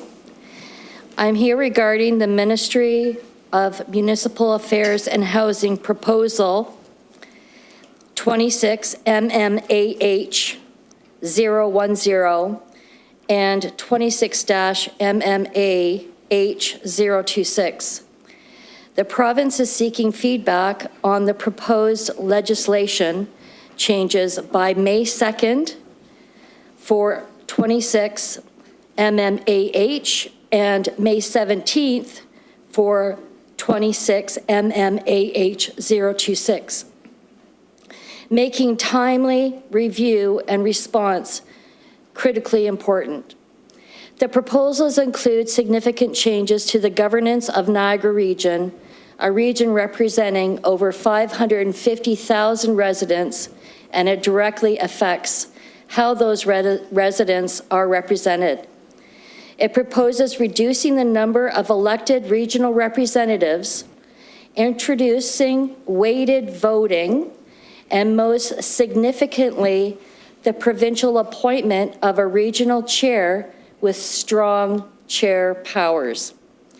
Taken together, these changes represent a fundamental restructuring of regional governance, shifting authority away from elected officials and toward a more centralized and less directly accountable model. In addition to these concerns, there has been a lack of clarity and consistency in how these changes have been communicated. There have been mixed messages regarding the intent, scope, and implementation of these governance reforms. It has also been understood that governance changes of this magnitude were expected to be addressed within Niagara itself, with meaningful local input and consideration of regional context. Instead, these proposals are being advanced at the provincial level, creating uncertainty and concern among residents and how and where decisions affecting Niagara are being made. This disconnect further contributes to the lack of public confidence in the process and reinforces the need for clear communication and locally grounded decision-making. Under the proposals, the most powerful regional position would not be elected directly by citizens or by their elected representatives at regional council. Residents would not have the ability to directly influence who leads their regional government. And in practice, this weakens the connection between the voter choice and regional decision-making. When key leadership roles are removed from the electoral process, democratic accountability is reduced at its core. A very concerning element of this proposal is the appointment of regional chair with strong executive authority. This is not simply a ceremonial role. Depending on how the model is implemented, a strong chair could set or control council agendas, determining what issues are debated, influence the flow of staff reports and information council relies on, shape the timing and framing of decisions before council votes occur, exercise procedural authority that can limit or structure debate, in tightly divided decisions, hold significant influence over outcomes. Most importantly, this structure creates the potential for an appointed chair to override or effectively overrule the collective decisions of elected mayors through procedural control or enhanced executive authority. Even where formal veto power may not exist, control over agenda setting and process can effectively determine outcomes before elected officials have a meaningful opportunity to act. This represents a shift away from decisions being made by a group of elected representatives toward a model where a single appointed individual holds disproportionate influence over regional outcomes. That fundamentally changes the role of elected mayors at the regional table and weakens local democratic representation. Another serious concern is the lack of meaningful consultation. While these changes are being advanced through the ERO, under the consultation window is both limited and time-sensitive and does not reflect the scale of the governance changes being proposed. And Annette, I hate to interrupt you, but you're going to have to wrap it up. Okay, I've got 2 sentences. Okay, well, that's... Okay, there has not been broad, accessible, region-wide engagement with Niagara residents before these structural changes were introduced. Using a short ERO posting as a primary consultation tool is not sufficient reforms that would permanently alter how regional government functions. The next is, oh shoot.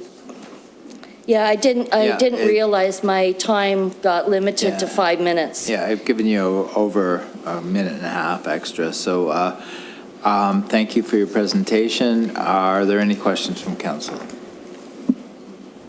Councillor Howe.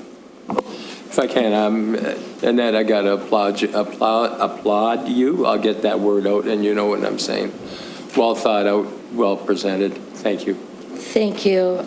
I did print out the rest of my presentation, so since I wasn't able to address council with my full presentation, I would hope that you would consider what I've written the rest of my presentation too. Yes, thank you for handing us out hard copies, so we'll definitely all read it. Councillor DeFlavio. Thank you, Mayor. Through you to Annette. Yeah, thanks, Annette, for your presentation. Did you see the town's comments in tonight's agenda? Yes, I Okay. did. And do you think that they accurately reflect what you're saying? I actually included a council consideration in my presentation, and also I wrote I've got a resolution too in my presentation that I would really love council to consider, because it took a lot of effort for me to do this. And it's really important. Yes, I can certainly echo that the importance is extreme. Any other questions from council? Thank you very much for your presentation again, Annette. Can I have a mover and seconder to receive the delegation? Moved by Councillor Howe, seconded by Councillor Vardy. Resolved that the delegation from Annette Gibbons be received. All in favor? And that's carried. Thank you, Annette.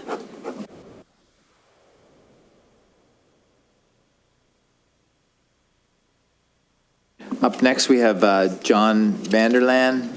Will now speak on parking bylaw concerns. Please come to the podium and go ahead, John.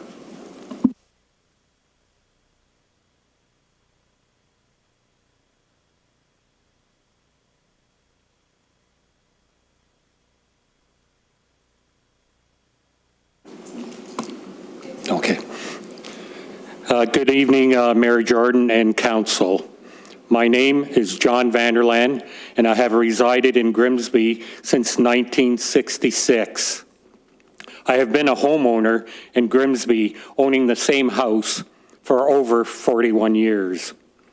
In my deposition presentation tonight is about the safe flow of pedestrians, residential traffic, town vehicles, and emergency vehicles in older parts of Grimsby where no sidewalks or curbs exist. This flow of movement involves many parts of Grimsby that were built prior to curbs and sidewalks being installed. Exhibit 1. Not up there?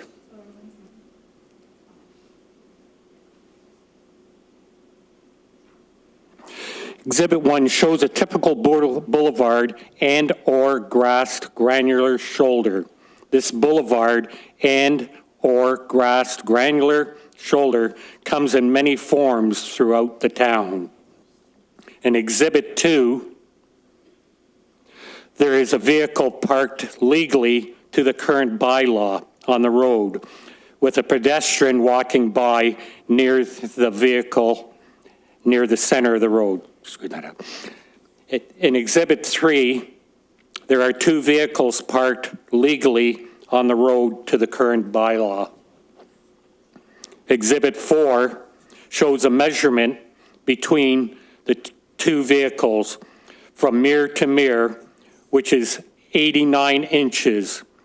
The minimum fire emergency response vehicle width is 99 inches. This means the vehicles are 10 inches too tight. One of the vehicles would have to be on the boulevard and or grassed granular shoulder for emergency vehicle to pass. But this would put one of the vehicles in violation of the current bylaw. Also, it is putting pedestrians navigating around the vehicle in danger of vehicles moving on the road, a serious safety concern and difficulties for residential traffic.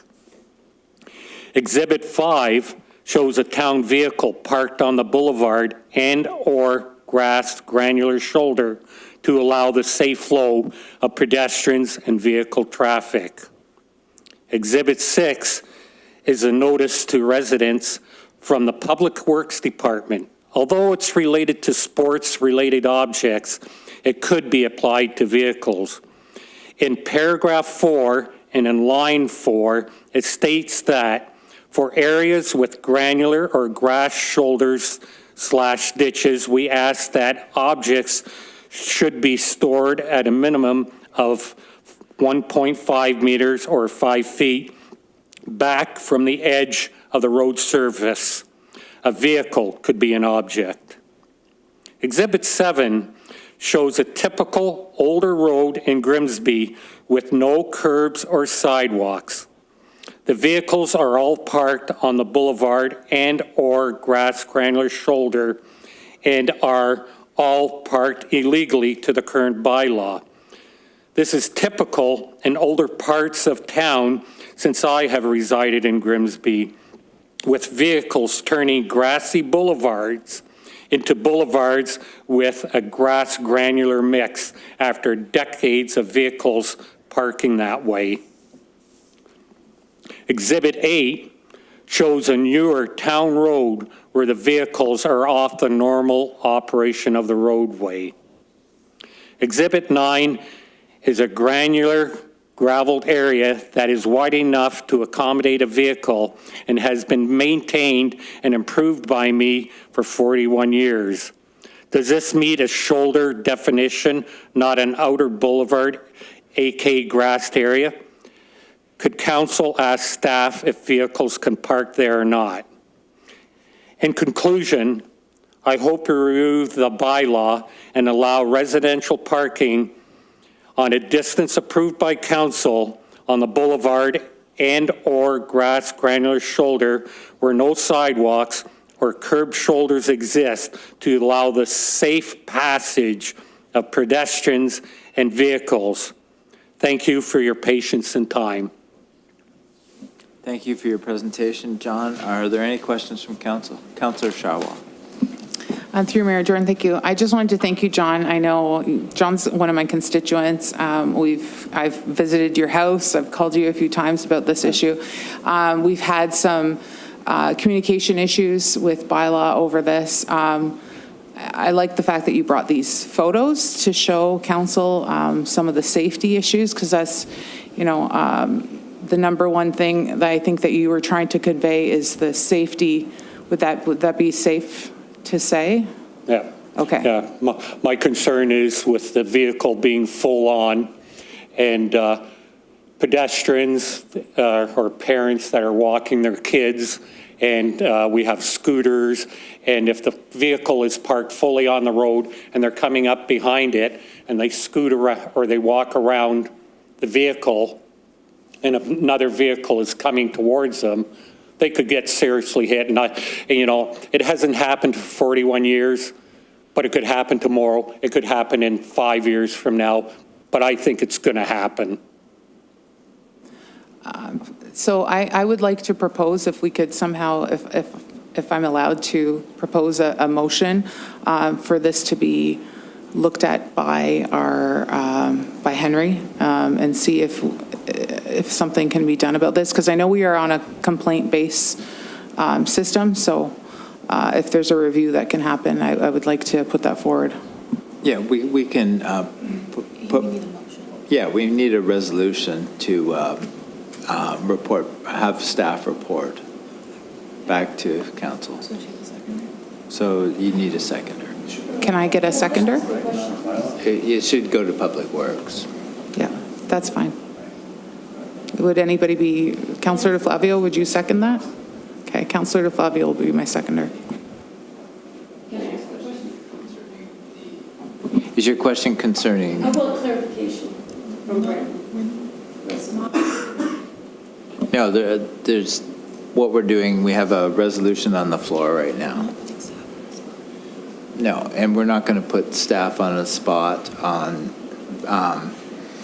to just go over different areas of town and what the bylaw is. It's not about this particular area.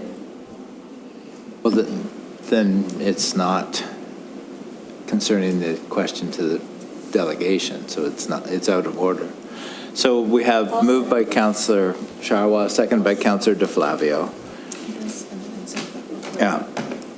Yeah, moved by Councillor Sharwa, seconded by Councillor DeFlavio. Resolved that the delegation from John Vander Land be received and that Public Works staff report back. All in favor? And that's carried. Yeah, I was going to ask for a recorded vote, but that's fine. Thank you.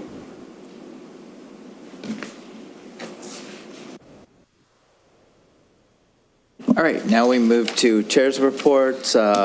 We had a Planning Committee meeting on April 22nd, 2026. We had an official plan amendment and a zoning bylaw amendment from 13 Mountain Street and 19 to 23 Elm. We learned in the official plan amendment that the amenity area went from 363 square meters to 190 square meters. The units went down to 150 units, but the affordable units went from 25 units to 15 units. There's parking for 154 spots for 150 units. We didn't see the Niagara Escarpment Commission visual impact assessment. And NEC hasn't commented as of yet.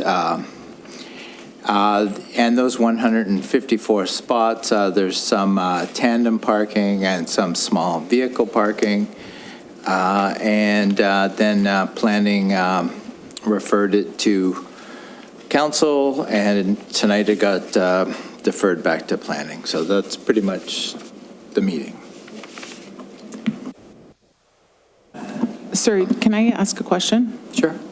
I was under the impression that it was supported. It was that you received the communication. It wasn't deferred, like it wasn't forwarded. It was sent to council. But it was received, so it was supported from the committee, correct?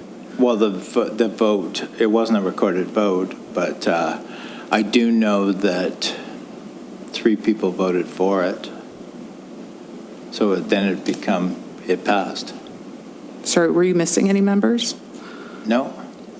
Are you sure? Councillor Frake voted for it, Councillor, and the two lay members voted for it. So it Was there passed 3-2. anybody absent at that meeting? No. I believe there was a counselor, but okay, thank you. No. Councillor Bradzi was in attendance for the whole meeting virtually. All right, Councillor DeVoldy. Thank you, Mayor Jordan. The Finance Committee met on April 23rd, which was just a few days ago.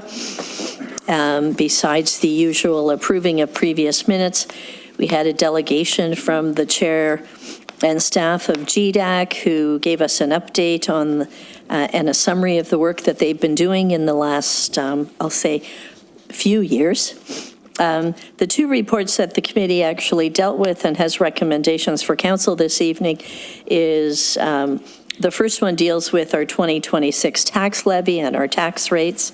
And so council's approval is needed tonight in order so that our finance department can send out the final tax bills.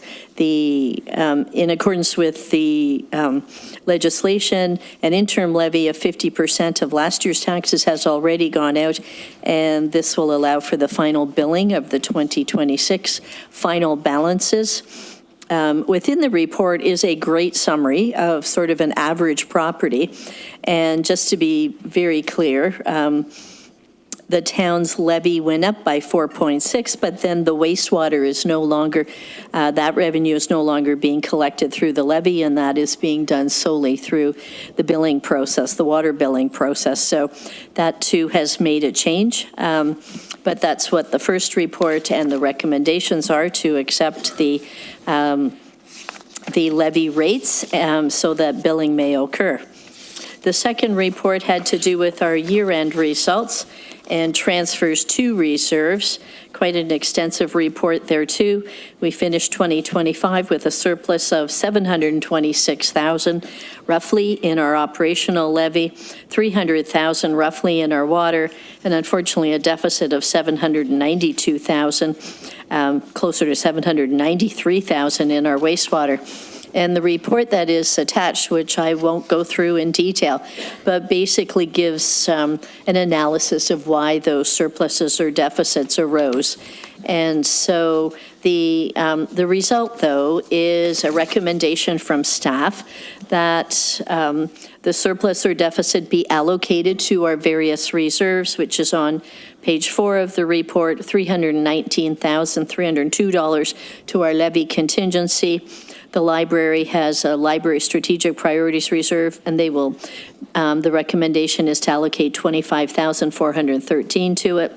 To take out of the environmental reserve, $792,823 for the deficit incurred by wastewater. Water will see an increase in its allocation to reserves by its surplus, which is $300,156. And as was noted earlier, the building department also had a surplus for the year of $381,702. And so the recommendation of the Finance Committee is to accept the recommendations in the finance report, including the allocation of the surplus and deficits to the various reserves.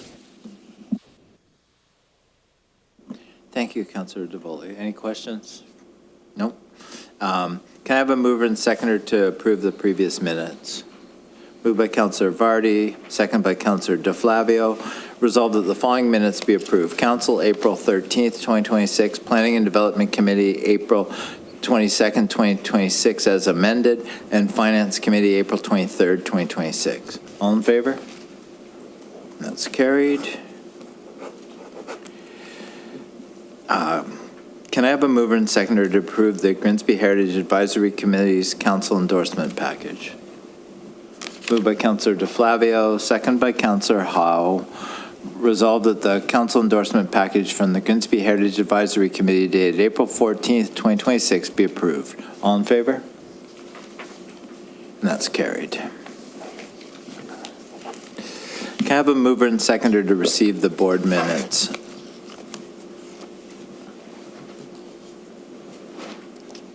Moved by Councillor Howe, seconder. Councillor DeVoley. Moved by Councillor Howe, second by Councillor DeVoley. Resolved that the following board minutes be received. Grimsby Public Library Board, March 11th, 2026. Committee of Adjustment, March 17th, 2026. And Grimsby Heritage Advisory Committee, April 14th, 2026. All in favor? That's carried. Are there any announcements this evening? Councillor Vardy. Thank you. Through you, Mr. Mayor. The first thing I'd like to let everybody know about is that Grimsby is having a tree giveaway.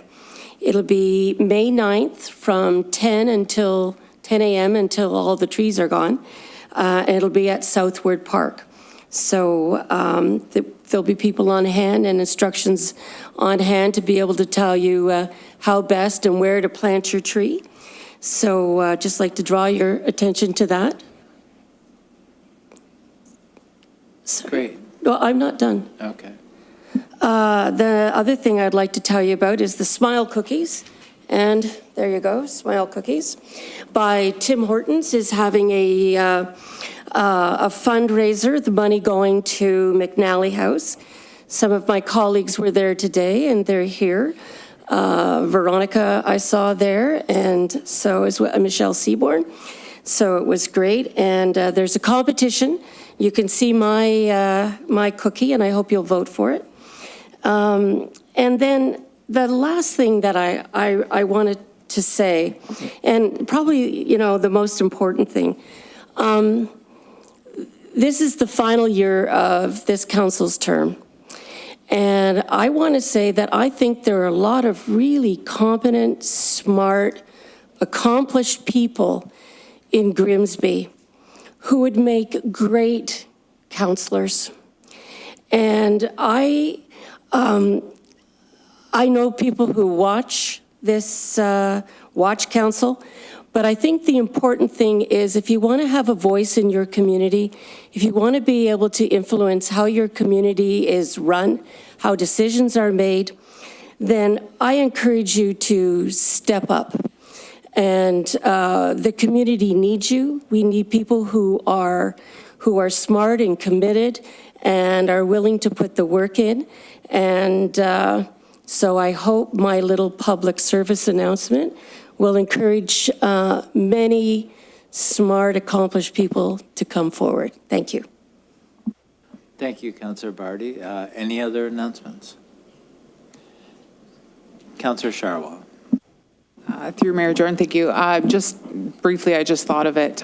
Ways Goose happened in support of the public library, the art gallery, the public library on the weekend, and it was, I had popped in at the beginning, looked like it was a great event, and a lot of the community was out. They were expecting 2,000 people from all over for this event. So I just wanted to give a shout out to the public library, the public art gallery for this event. Thank you. Great, thank you. Seeing no further announcements, Councillor Seaborn, come on up to the podium to give your regional update. Thank you, Mayor Jordan. Excuse me. Yes, you did say it was going to be a long meeting tonight. Excuse me. So now my voice has gone to sleep. Thank you for having me here tonight.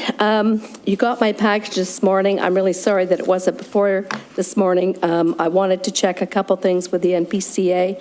They are mentioned in my report. So as many of you are aware, there is a consolidation of the 36 conservation authorities. The Niagara Peninsula Conservation Authority will now become part of the Western Lake Ontario Regional Conservation Authority, joining Hamilton, Halton, and Credit Valley. The bill was passed third reading and is expected to be to receive royal assent shortly. This means that 9 new areas will be governed under a new Ontario Provincial Conservation Authority. It's expected the new governing body will lead to improvements in conservation, providing centralized leadership and oversight. Despite the pushback from all conservation authorities and residents, the new system is expected to be in place by February 27.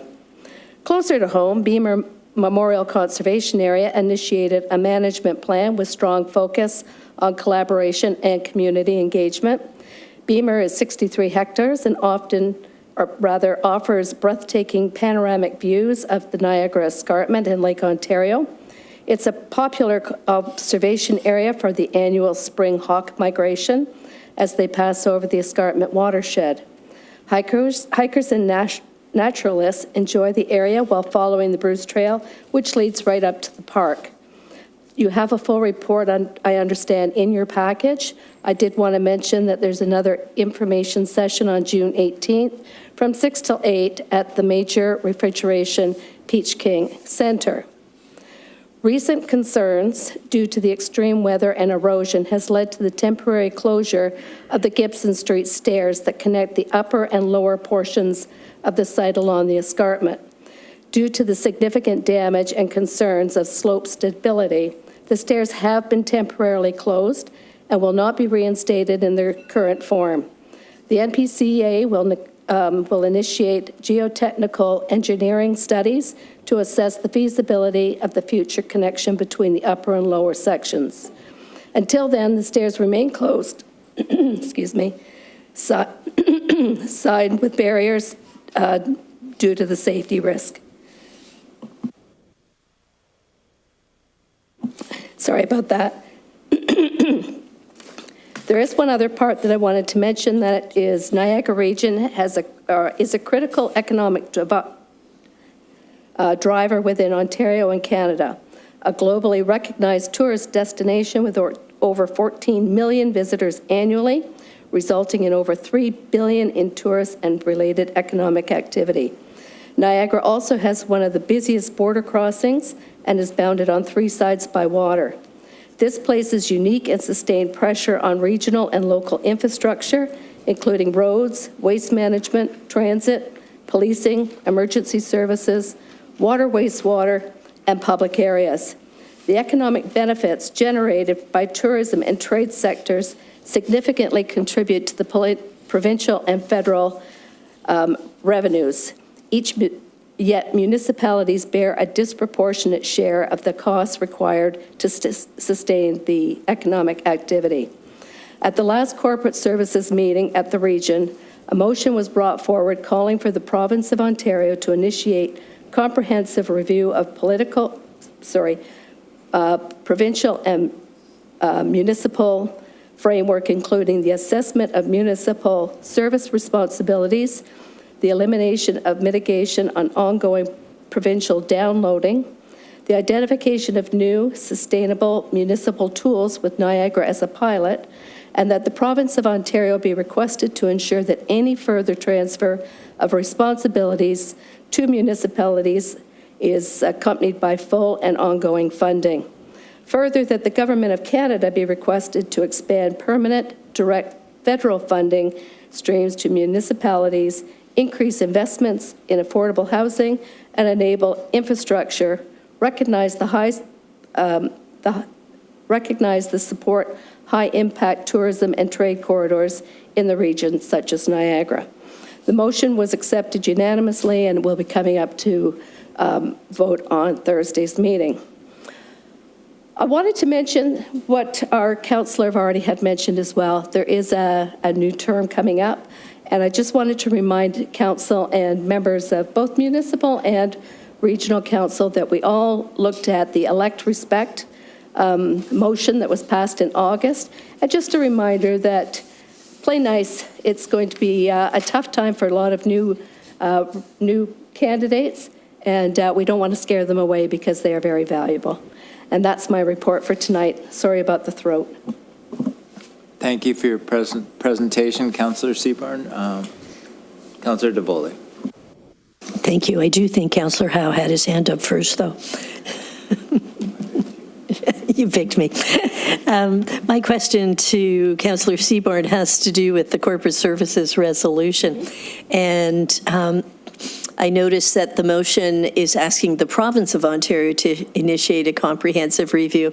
And I'm wondering if you could give us some background or rationale, and I'm not asking how you voted on it, but just why we're asking the province to do the review rather than, I'll say, working together to do it between our upper and lower tier municipalities. I think I tried to put that. It was a comprehensive review of provincial and municipal framework. And we're all battered with how much the province downloads to the lower municipalities and what have you. And it's becoming to a point where we can't afford it anymore. And they keep adding more and more and more things to us. And it's time that they started working with us, which is what I was hoping to bring forward there, and find ways where we can mitigate some of this and prevent that constant onslaught of fees. Thank you for clarifying that. Councillor Howe. Thank you, through you, Mayor. You're being very polite, Councillor Seaborn, when you talk about the conservation authorities. That's going to be the same kind of screw up as, provincial amalgamations of municipals. It's going to be the same thing. Councillor Sharwell. Through Mayor Jordan, thank you. Two questions. First one is with this replacement of the stairs. They're going to do a review. Do you have an idea of timeline for that? They haven't started the geotechnical assessment yet. It's not going to be in the next day or two. It's probably going to be a bit long-term. They'll have to reconfigure what they plan on doing. Those stairs probably won't reopen. There'll probably be a new system put into place. That was as of Friday. Okay, thank you. The second question has to do with tourism. So there's a lot of talk about tourism in Niagara and the financial benefits. Could you maybe just expand on, your position for tourism in Grimsby specifically, if you've advocated for it, and what the financial commitments would be for Grimsby taxpayers? That's going to be more of a question than I can answer. It is, of course, Niagara is wine country, it is casinos, it is natural beauty. In Grimsby, we have the trails, we have tourism in Grimsby. You just have to look for it. I have heard the report that was given to you about tourism, and at this point, I can't comment on what the value of it would be for Grimsby, but all of the region brings in a lot of money in the tourism trade.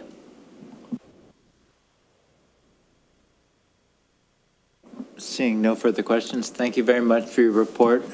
Councillor Seaborn, have a good evening. Have a good night then.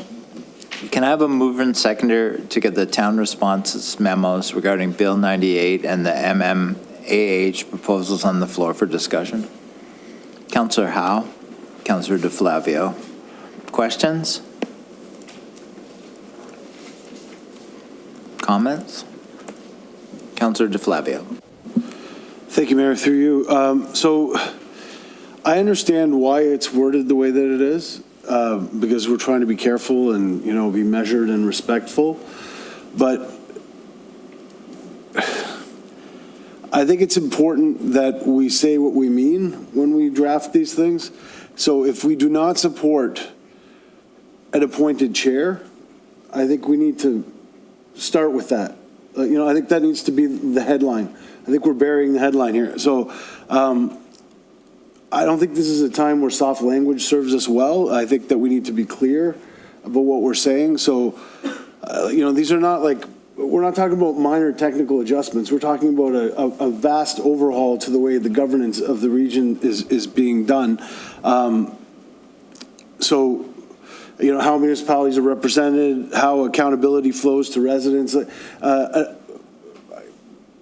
Annette spoke to it earlier, so I don't want to be redundant, but, a provincially appointed chair really changes the democratic structure of the region. It's not a minor thing. So we need to be very clear about how we feel about that. I mean, I'm speaking for me. I'm not speaking for all of us, but I hope that I'm speaking for all of us when I say that a regionally appointed chair is not something that we support in any way. So I want to make that clear in our statement. It says it, but it's in a kind of soft language. I think we need to say clearly we do not support an appointed chair in our statement. I understand the movement towards efficiencies. I don't agree with it, but it can't come at the expense of the democratic legitimacy or fair representation, and that's what will happen with an appointed chair.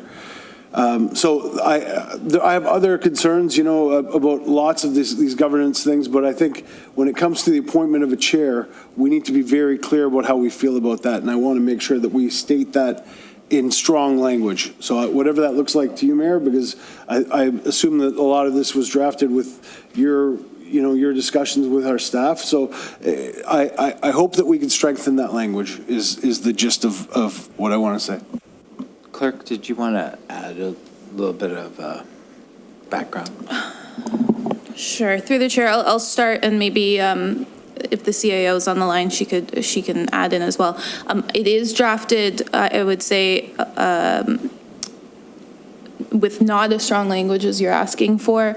It was intentional in the fact that we didn't think we would get consensus across the table. We felt it was important to submit some form of comment, and all of council can submit their own comments individually. The members of the public can submit the comments. We encourage everybody to do their own comments. I know that the CAO has been in meetings with a group of other mayors and municipalities that are working on perhaps a statement that would go in as well. So we knew it would be varying levels, and so that's why it's not included. If you'd like to see changes in either this one or the Bill 98, I would just suggest that you add an amendment and change the wording. And can you just see if the CAO is there? Sarah, are you virtual? Great. Yes, I am. Hello. You, Mr. Mayor. Yes, I think the clerk has covered it all. If council wishes to add those points about appointment of chair and the strong chair's power, we can do so. Councillor DeFlavio. So I would like to move an amendment then, Mayor. I would like something along the lines of, and I can email this to our clerk. The town does not support the appointment of an upper tier regional chair by ministerial order. The regional chair plays a critical leadership role in agenda setting, regional prioritization, and intergovernmental coordination. This position should remain accountable either through election by public or selection by regional council from among its elected members. An appointed chair would introduce a level of provincial control that's inconsistent with principles of local democratic governance and reduces direct accountability to residents. So that's what I'd like to see in there. If people want to take out the last sentence because it's a little too far, then that's fine, but I'll email that to the clerk right now, and maybe we can put it up, and if people are okay with it, I'll send it to Katie and Victoria. So through the chair, if I could just share what's in there, because I think what you were saying was mostly just changing a couple words. Yeah. It was, if I can just, I used yours as my starting Okay. point. So.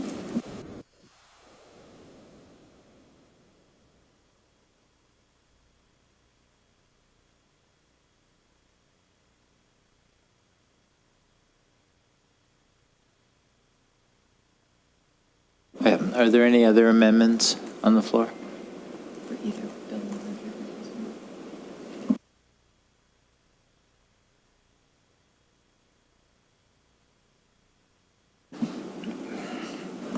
Councillor Sharwa? Sorry, with the council composition, where are we at with this? Because there's only the one part here, maintains policies that only municipalities with 6 or more council members are eligible for strong mayor designation. So sorry, were there any other changes in this? Well, it's do in the that. provincial government's ballpark. If they want to, right in the middle of the election. Okay, I just wanted to see that it wasn't The campaign here. period change us from 8 to 6, well, it's going to be fairly difficult. They can do it, but then we have to have a peer review for ward boundaries. Right, okay. Yeah, I would just echo the same comments as Councillor DeFlavia. I just want to make sure that we're using strong language with the regional chair appointment and the strong chair powers.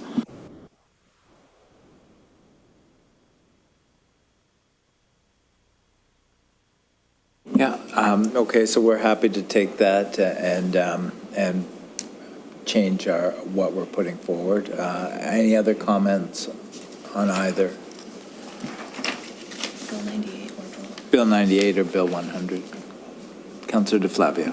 Thank you, Mayor. I don't want to, I want to give other people a chance to speak. I also have concerns about other things, obviously. Weighted voting concerns me because what it means is one representative, the mayor of St. Catharines and Niagara Falls and Welland have significantly more power than the mayor of Grimsby, the mayor of Waynfleet, of the smaller tier municipalities. That's a concern because previously, if you had 6 representatives, and I know you know this already, so I'm speaking to the choir, but if you had 6 representatives, you had to convince all 6 representatives from St. Catharines that might come from a wide political spectrum to vote the same way. Now, one member of council who has one very specific political belief has control over that entire municipal vote, which is also a very significant change to the way voting is done. I don't know how deep we want to get into this discussion. Yeah. Okay. I know it's. I don't know if we want to strengthen our wording on that, or if we're comfortable with that. So. Well, I think I'm happy with that because we don't know where they're going to ally on it, and certainly our CAO and the 8 other municipalities have been working tirelessly to try to push a consensus to the provincial government, and the mayors of each of the municipalities have been in conversations directly with the premier and directly with Minister Flack. So our concerns are being pushed to them as much as we can without not being able to get a hold of them anymore. So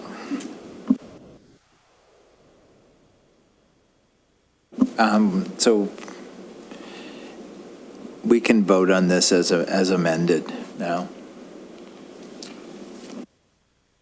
I'll read the resolution again. Moved by Councillor Howe, second by Councillor DeFlavio. Resolved that the town memorandum on Bill 98 be received and approved as amended, and that the town memorandum on MMAH proposals MMAH 10 and MMAH 026 be received and approved as amended. The staff forward the comments to the province prior to the end of the commenting deadline and circulate to MPP, Sam Oosterhoff, the Niagara Region, and the Niagara local area municipalities. All in favor? That's carried. Can I have a mover and seconder to receive the memo from MPCA? Moved by Councillor DeFlavio, second by Councillor Vardy. Resolved that the memorandum from the NPCA regarding the Beamer Management Plan be received. All in favor? That's carried. Yes, there is a meeting on this June 18th, 2026, from 6 to 8 at MRPKC.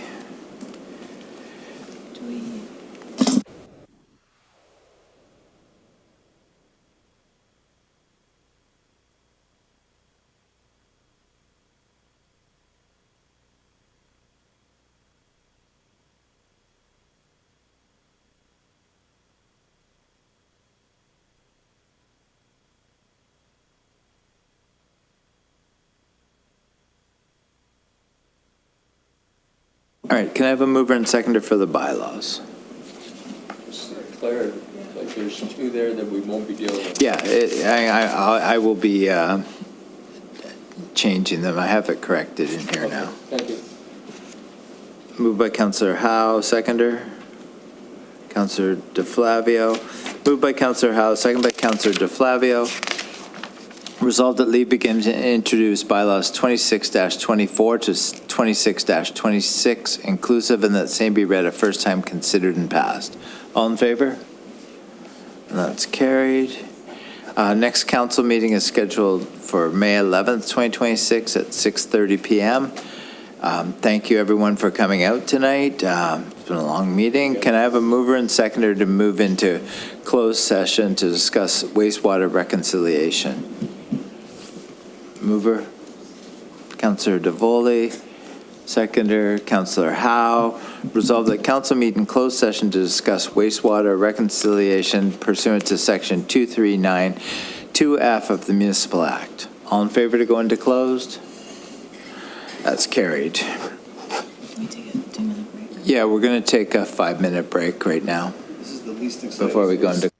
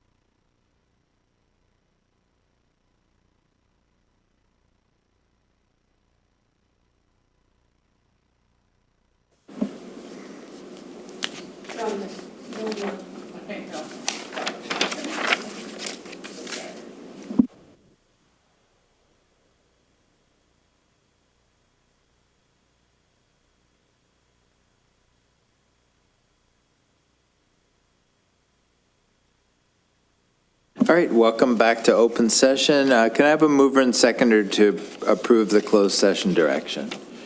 Moved by Councillor Howe, second by Councillor Charwa. Resolved that the direction provided in closed session regarding wastewater reconciliation be approved. All in favor? That's carried. Can I have a mover and seconder for the confirming bylaw? Moved by Councillor Davoli, seconded by Councillor Vardy.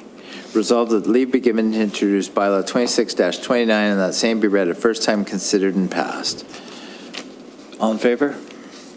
That's carried. Thank you, everyone. Meeting is adjourned. Have a good evening. That NPCA meeting that you mentioned is the same night as the River Lions.